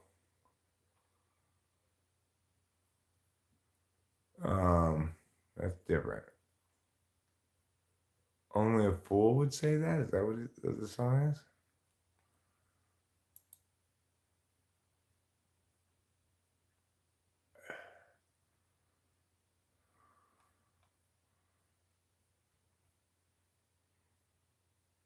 Well, I will have to just speed it up to 2 times. See if we can get the answer. Paul McCartney is pictured here in this video. I can probably show you the pictures of this. It says Lennon crossed paths with Donald Fagen, probably in New York. And it may be because Yoko Ono was a Steely Dan fan. So what song is it? Donald Fagen paints a picture of Lennon as an ignorant artista who's with world peace completely at odds with the life of the poor and impoverished. Only a fool would say that. All right, let's look up the lyrics to Only a Fool Would Say That.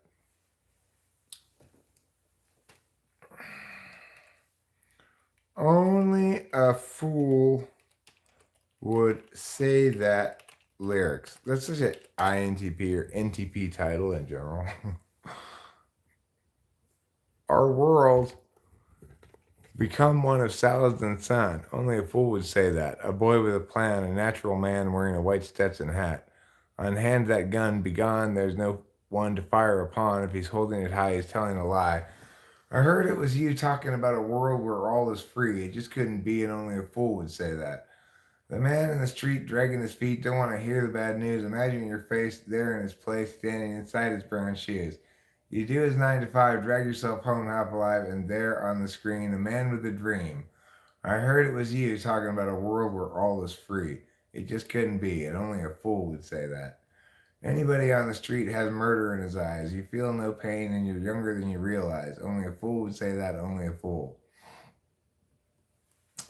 Well, that's what the lyrics are. It's instead of an indictment of John Lennon's music, it's an indictment of his simplistic worldview. But I don't think John Lennon's worldview was especially simplistic. I think Donald Fagen's being reductive about John Lennon's perspective on things, probably.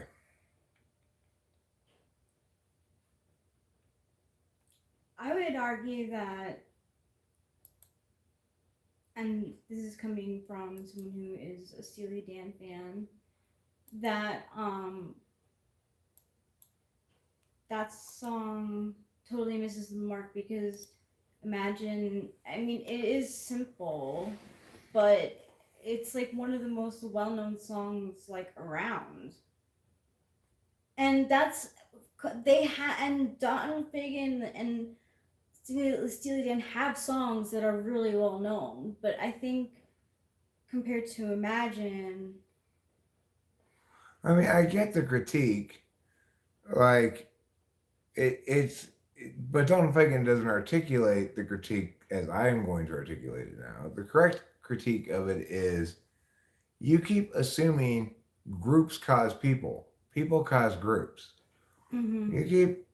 You keep positioning things as though religion or government or meow is the problem, as though people were not responsible for those things, but instead controlled by them. Mm. He's platypussing. But Donald Fagen doesn't make that critique. He just makes this sort of like reductive John Lennon's a commie. John Lennon's not a commie. The Beatles wrote Taxman. He's just he's got caught up in the whole sweeping milieu of the time. But at least he was smart enough not to get too specific in his references to things, so things could still be relatively timeless.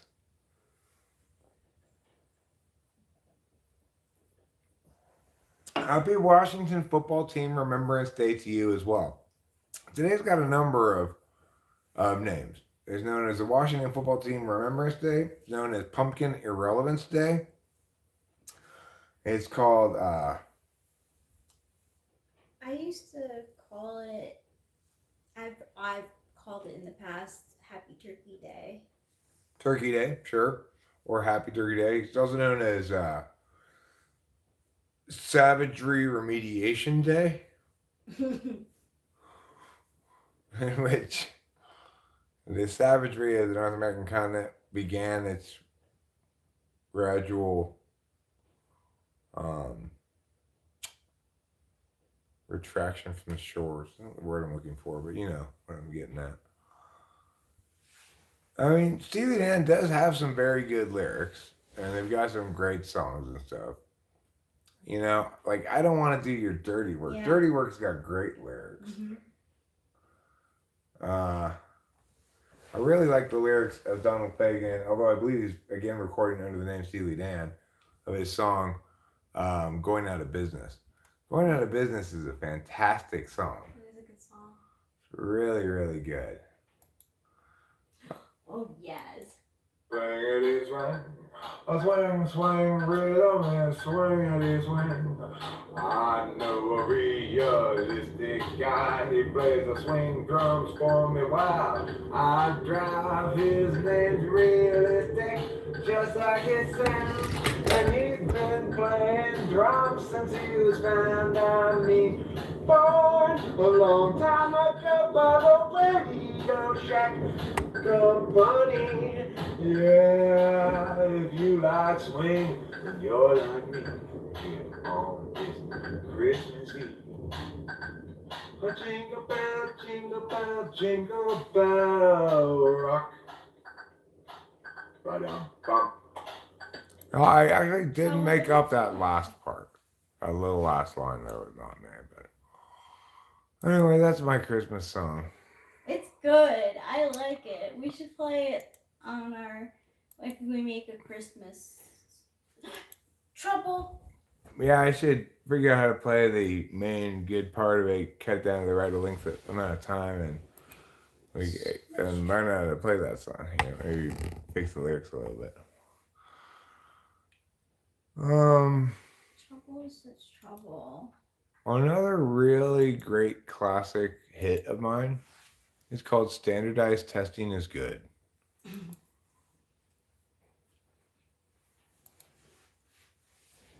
Standardized testing is good. Standardized testing is bad. Standardized testing reminds me of that time I visited with Chad. Standardized testing is racially biased. Standardized testing is no good. Standardized testing is merit-based, yes. Standardized testing would solve all our problems if only every test were standardized. Then we'd know the way behind the difficulties we face. Thanks, standardized testing. Oh my gosh. Can I just say, like,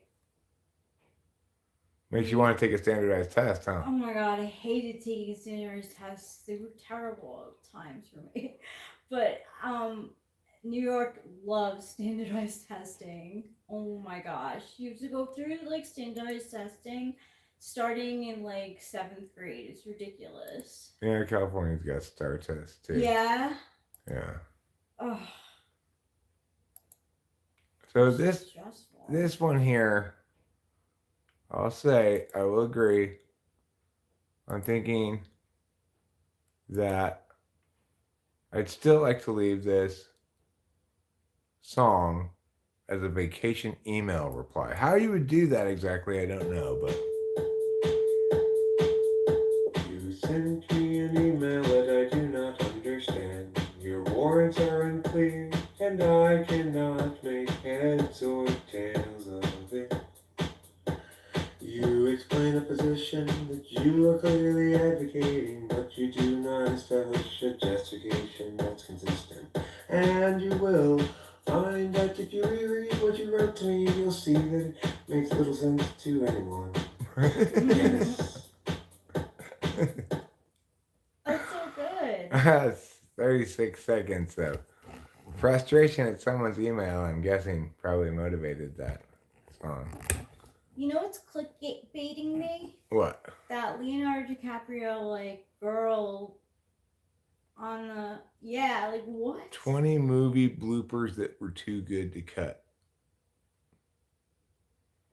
That's just a very provocative, sexualized Yeah, and I bet you picture. there's nothing like that happens in the video.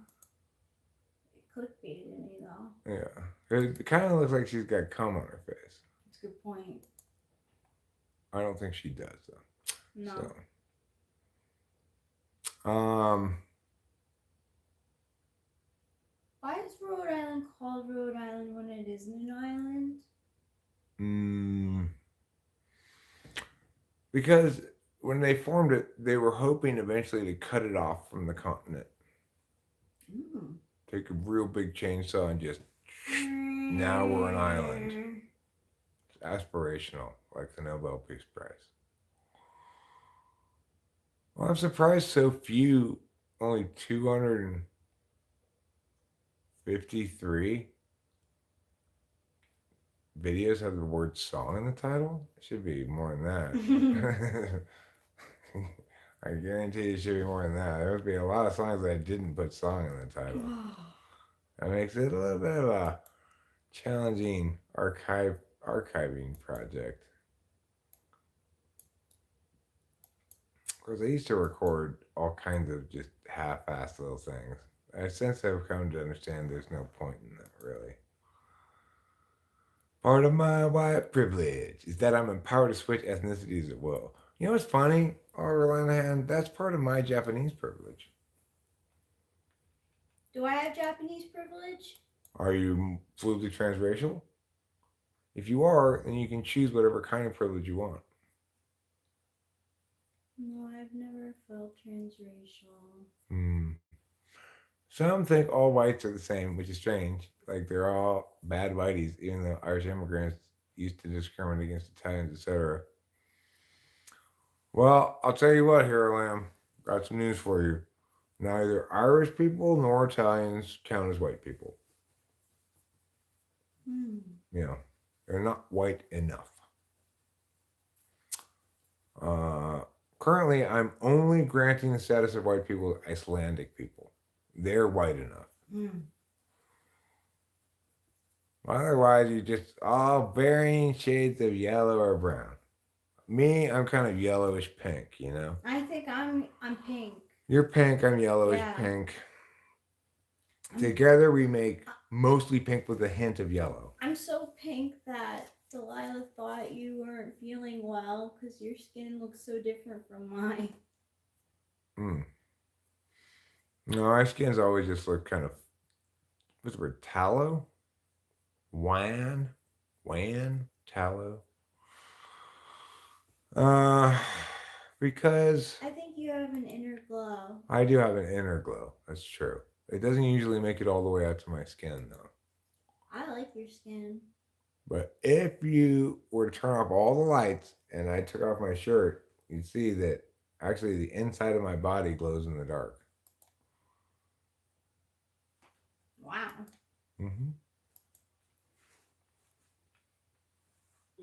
Just like that, what's it called? Dab setup we got instead of a bong. Remember when you discovered that it glowed in the dark? What? That dab bong that we Oh got. yeah, yeah. You know what else I discovered glows in the dark? What? My Johnny keychain. Does it? Yeah. One day I like walked in and I was like, "What is that?" And sure enough, I checked it and it was the keychain. Wow, good for Johnny's keychain. Zach Charbonnet just tripped his quarterback, and the Seattle Seahawks have 3rd and 16 from their own 1-inch yard line. And again, that's about the 5-yard line where they will have to punt it away to our San Francisco 49ers.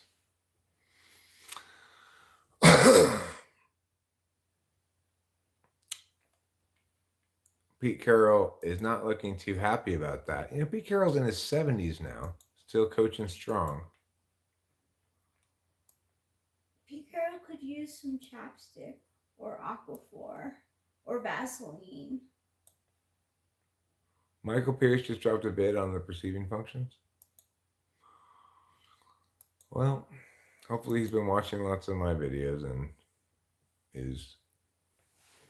has been informed accordingly. That's all we can all hope for, is that. It's the most anyone can ever hope for.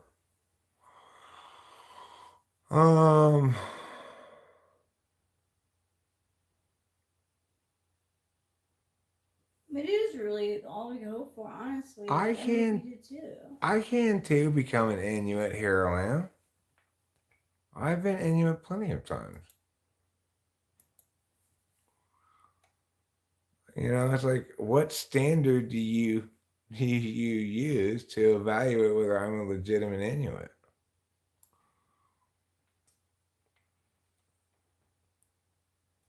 Who would know better whether I'm an Inuit than me? Nobody. Nobody could possibly know better. I don't tell other people that they shouldn't identify as, I don't know, German or Argentinian or whatever. Why would they tell me that I can't identify as Inuit? Yes! McCaffrey is such a beast. Oh my God. McCaffrey is such a good running back. He's got to be the league's best running back. If you have a fantasy football team and you could pick one running back, you'd pick McCaffrey. And there were like 3 Seahawks that had a chance to tackle him. My penis is Erican, okay? And, you know, obviously, when I change race, it's not like anything physically changes about me, because race is just made up nonsense. It doesn't link to anything physical. So, also, I don't change languages or anything, because language also is not associated with some totally made up nonsense like race. It has to do with where you're born, like geography and stuff. What country you grew up in, etc.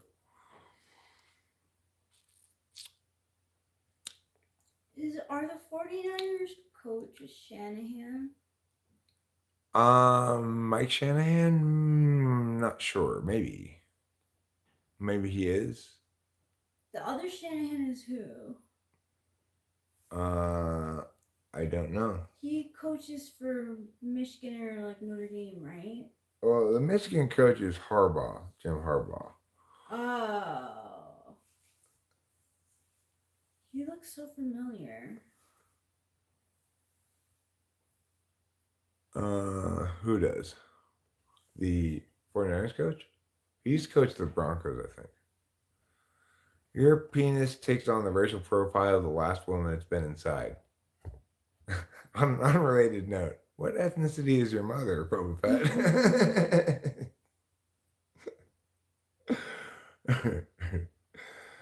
That's fucking hilarious. Oliver Linehan, you get it. You earned it. Wonder point for you. Ooh. Wonder point. That's wonder point worthy for sure. Um,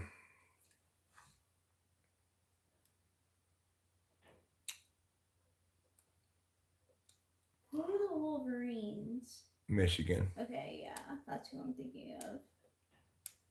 One of the weird things about my penis is it actually racially profiles other people, even though it can't see anyone through my pants. Wow, that's some empathy. Like sometimes I'll hear a muffled yell from inside my pants, arrest that Middle Eastern terrorist. But I'm actually just talking to a Chinese lady. So my penis not only racially profiles, it does a terrible job of it. Oh my gosh. I'm glad you don't listen to it. Well, I also don't let it carry a handgun, because I know what happens when you let the police do that. It's true. It's fucking terrible. Oh, great job, Brock Purdy. Yeah, really. I feel like I should, I don't know, whatever. I should mix it up a little bit, maybe. Put him in. Jalen Hurts didn't have the greatest game last week, but it's too late now. We can't put him in now. No, but I'm saying for next week. He was still up. He was not down. Are you talking about Gwen Saifistani? People, I've defunded my penis plenty of times over. It just laughs at me and says, I don't need any money. Oh, wow. Yeah. And it's right. It's right. Because basically, it's like a parasite. I eat food and it just eats some of the food that I eat rather than buying its own food. When I get, are you gonna get a new bowl for your bong? Yes. I want to get another bong, actually. Oh, yeah? I want to get another one basically just like this. We need to get Oakhurst to do that. Okay. Need I tie-ins? thought that, but you don't think that Oh, if we're going to go to Merced tomorrow, yeah. then we'll get it in Merced. Or I want to look on the internet and see if it's faster to go to Merced or to go down the 99 just past Fresno. Well, it's going to be faster to go to Merced. We'll just go to Merced. I don't think Merced, I don't think we've been to, but maybe one of Merced's weed shops. One of them. So we might want to check out what the other options are in Merced. Yeah. But what else were we going to get when we went to Merced? Vapes. But what else though? Like maybe. Oh, bong, right. Yeah. Yeah, we need a new bong. I need a new bong.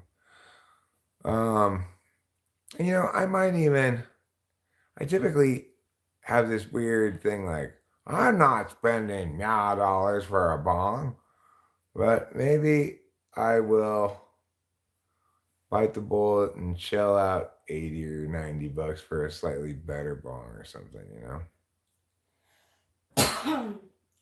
Tomorrow's Black Friday. Tomorrow is Black Friday. And that's, I guess, another reason why we want to look at our Merced weed store options and see who's having sales on what, if they have it on the web someplace, and then make our decision accordingly. Because it's not like it matters what weed store you get these vapes from. It's heavy hitters that you're getting it from, not the vape store. This is Stizzy, but Oh, it's Stizzy heavy hitters, right? No, heavy hitters is a different. Is it different? Yeah. Oh. Mm-hmm. I stand corrected. I thought heavy hitters was like Stizzy, like a Ford Focus. Stizzy heavy hitters, but maybe not. No, heavy hitters is a different brand, but they're still good. Remember when I got that one around the holidays? Like it was mint something. That was good. That was a heavy hitter. Yeah. I don't really need an effects pedal too badly. I've been playing around with music some lately, but my problem is never. Now that I have a guitar and a bass, my problem has nothing to do with the lack of gear or anything. I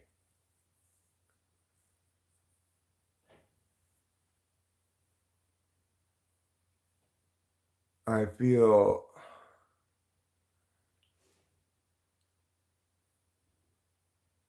like I need to do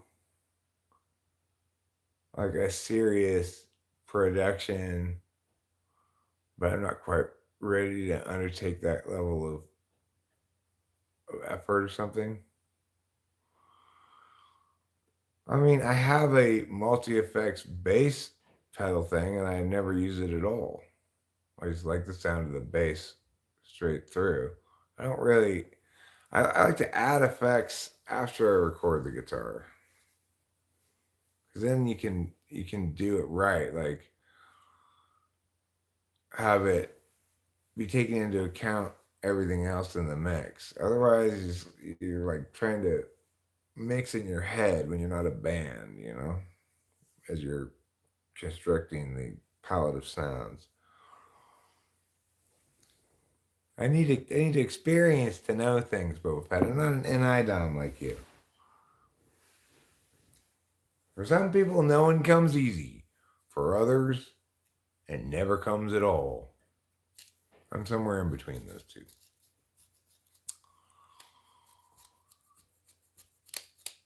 No, I mean, the thing is,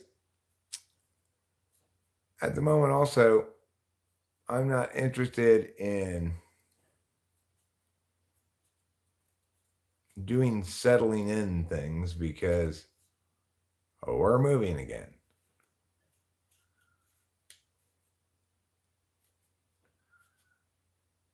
Hey, I'm a double knower. Let go. Let's go. Right. Okay. You be a double knower, and I'll be a double interfacer. And together we can know and interface ourselves to the ends of the earth. The thing about the double knowers, double interfacers, when you're double something, you're not especially great at either form of it. You're just active in both.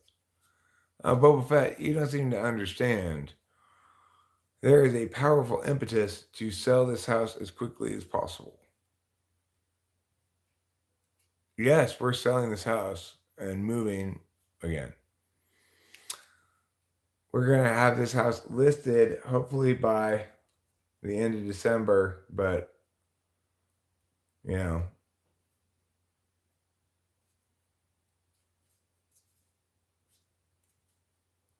no, Boba Fett, we encountered a lot of different, a holistic big picture thing, a lot of different pieces falling into place to cause this decision to happen. But the primary like impetus to do it now, like to hurry and pull the trigger and go now, is we met some people who were across the street yesterday on the hill who apparently bought that hill, that little like half acre of hill that was apparently still available that we tried to buy and were unable to buy. They bought it and they're planning on building a house there across the street from us on the hill. We do not want to live next to construction noises. We're gonna get out of this house what we put into it at least. But the point is also, Rachel and I don't need this much house. We're also already kind of bugged by the proximity of the neighbors. We were planning on doing some real estate stuff, just sort of as a kind of like as a job, basically, to ensure our long-term fiscal well-being. And anyway, it all came together that the smartest thing to do by far for us is to sell this place, which is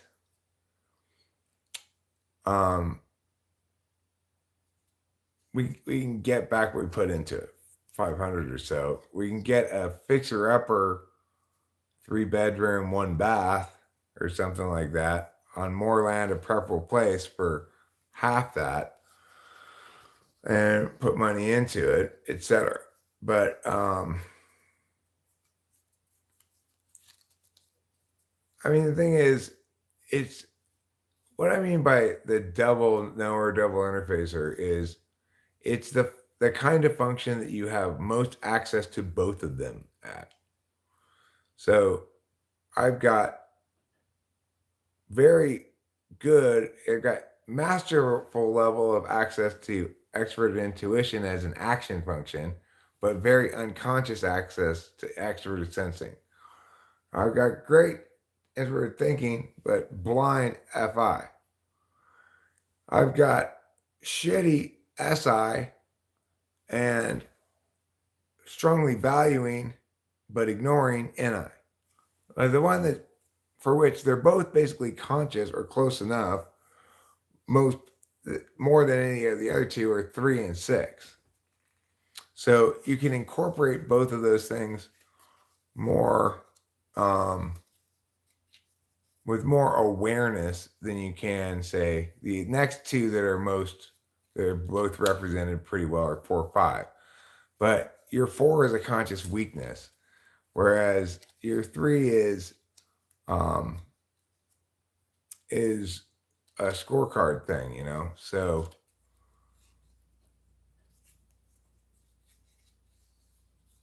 ultimately you keep it in mind more than you do your 4th. And your 5th is being perverted to the purpose of your 1st, whereas your 6th and your 3rd are both doing what they do, you know. Would I ever make a black metal album where all my vocals are shrieked and screamed? No, I would not.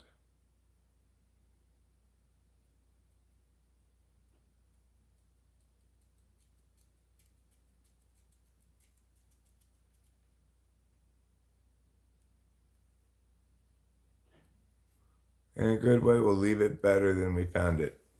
I don't know what you're talking about. Ruben R, just FYI, I have my closet full of my summer clothes. So, I don't mean to inconvenience you. So don't expect to hang things up in the closet. Yeah, I'm sorry. But, you know, it's conceivable that we might pack those things up before they even get here because... That's true. You know, the thing is, we may not be able to instantly sell this place, right? I do not think that we're not going to wait till we have a new place to start selling this.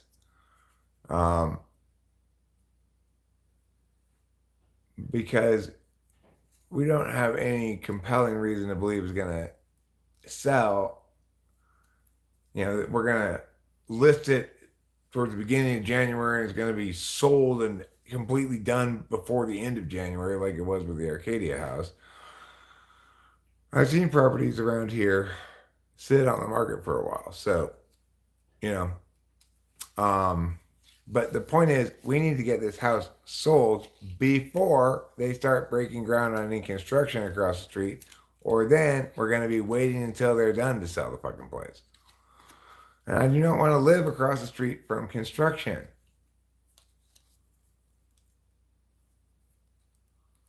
Summer is gone and that's depressing. I mean, I don't find summer especially preferable to winter or fall or anything. I like autumn.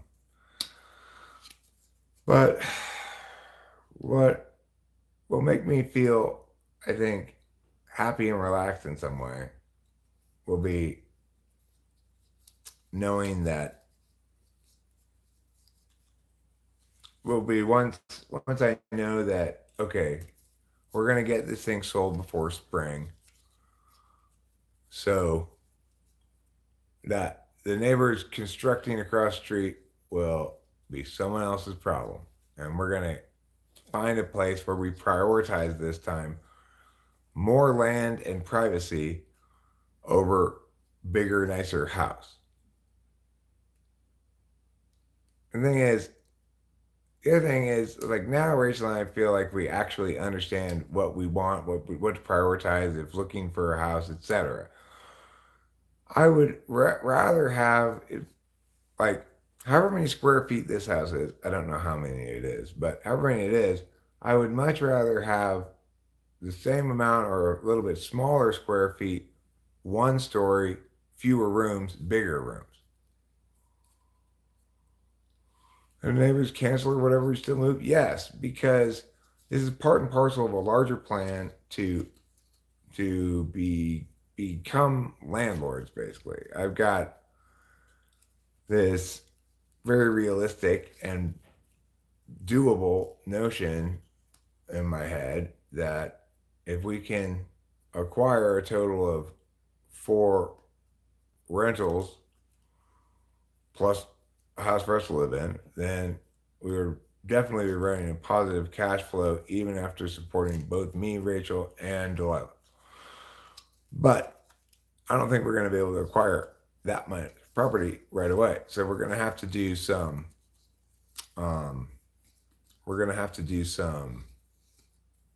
like some smart things, such as well, we're gonna take it one at a time, right? It's like exactly how the plan's gonna go is gonna be dependent on a lot of specific things, but we'll sell this place. We'll probably buy a new place before we sell this place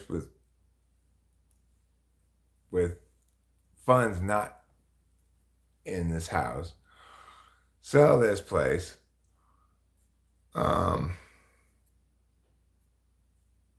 Buy a second place, fix that place up, sell it, or rent it, depending. Anyway, it's a lot of numbers to be crunched and stuff, but that's basically the plan. Freeing up, say, as much as, at least temporarily, as much as $200,000 worth of equity from this house, even after all the me's and meows and meow-da-das. Well, that's helpful to implement this plan. If we can get the thing rolling like I envision it, then we don't need to have any long-term money worries. We can be confident that the estate's growing, however slowly, rather than shrinking. So all of these things come into play. But the thing is, I'm not going to be a slumlord here, Lamb. We're buying single-family homes on relatively large plots of land is the plan. We're not going to even subdivide those lots. In Mariposa, most of the county, the minimum lot size per single-family dwelling is 5 acres. Instead, what we're going to be doing is taking properties that are in disrepair, purchase a property that has a home in disrepair, but it's on a great piece of land, get it at what ultimately will be under true value, because only people with a fair amount of capital can do what we want to do. So anyway, it's a good way to either flip it by taking a house in disrepair, making it nice, putting in a new kitchen or whatever, and selling it for more than the purchase price plus the improvements you put in, plus realtor costs, etc. That's one plausible thing to do, and you can make some money doing that, but it's generally better to buy a place, fix it up to rental ready, but not like dream home or anything, right? And then rent it for a couple of years, wait for the value of the property to appreciate, because the land and homes around here are going to continue to increase in value, because we bought this at like the very bottom of the market, and it's still not great because there were fires not this past summer, but the 2 summers prior to that, and that's negatively impacted the scenery and stuff, you know.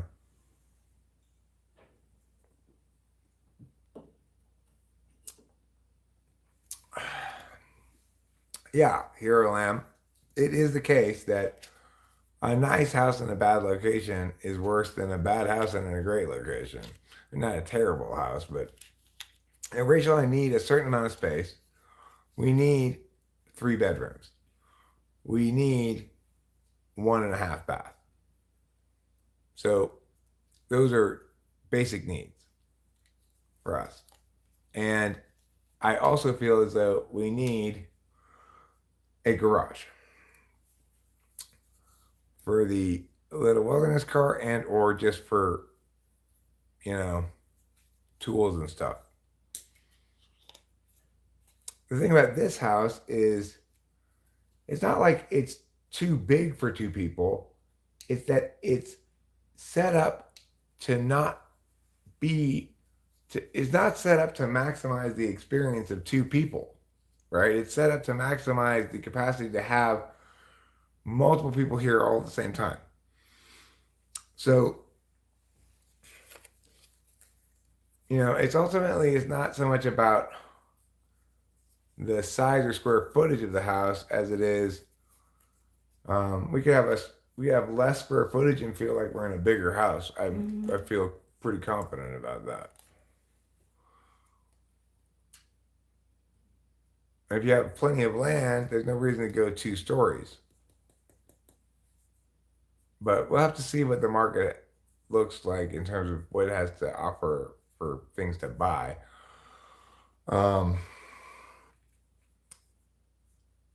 The point is that part of the process happens after we call the realtor and say, list this motherfucker ASAP. Before any prospective buyers can know that they're going to be building across the street. I looked out the window today and I saw like where their house would be, and like it would be looking right into the upstairs windows. Yeah, I hadn't even thought about that. The upstairs. I hadn't even thought about that. Oh, thanks, Karma's Pimp. Thanks. Well, you know, it's just the beginning of puberty. I'm not sure if I'd really call it adolescence yet, but I'm getting there.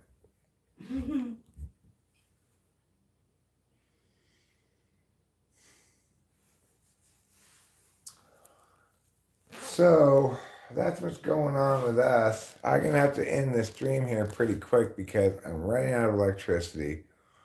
And it just seems like, is it a competitive market with other realtors, etc.? It could be a hassle. Is it a competitive market here? Well, I mean, all markets are competitive. Some of them better favor sellers, some of them better favor buyers. I think this market currently favors buyers better, but that's why we got this for the price we got it for, and I feel confident we'll be able to get our money back out of it. If we don't make a profit on this house, that's okay. I'm even willing to take a small loss,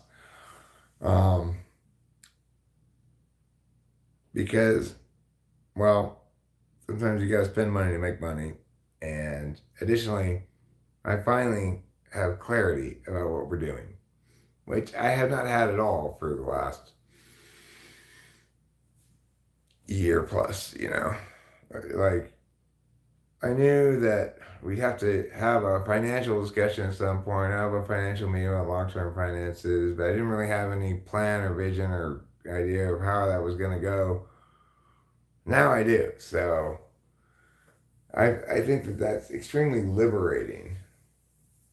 What do I mean, electricity?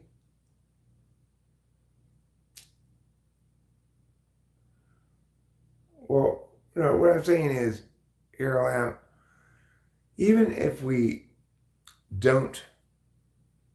take, say, a $5,000 loss or something on this house, we're nevertheless liquidating all that value into spending capital, right?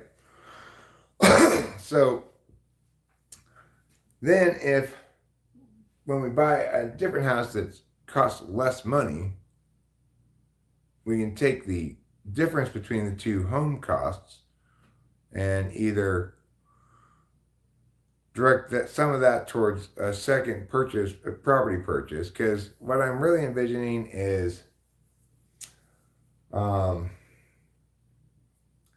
like us moving into one, getting the second one fixed up, then us move into the second one,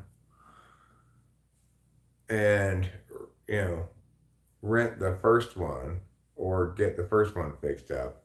I'm not exactly sure. It's like those kind of details are going to have to work themselves out. But the point is this: where I want to park capital is in property, because number one, it retains or appreciates in value consistently. But number two, it's the best way to annuitize wealth, in the sense that if you're a landlord, you can pretty reliably count on property A producing X number of dollars per month that goes directly as spending capital into like the main trust account. Property B producing X number of dollars a month, etc. And I can do this work. I can be a landlord. I have experience with it from my family for many years back. I know how it works. I know how the whole deal works. The point is,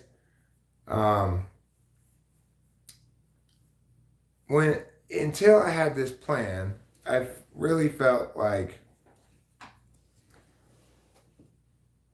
stuck and worried.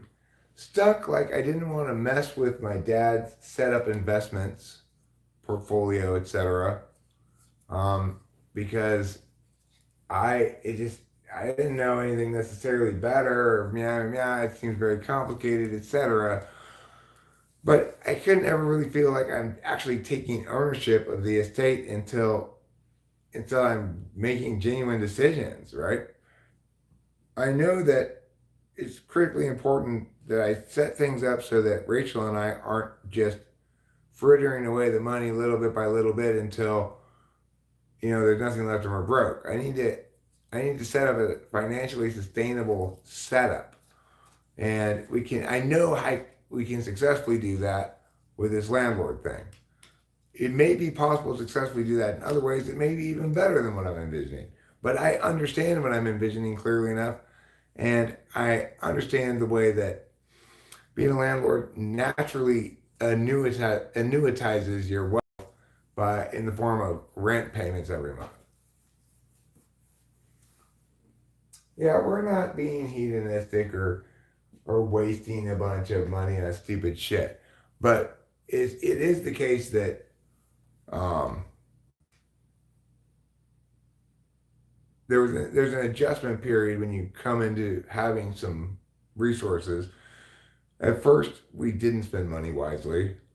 We wasted a lot of money this year, but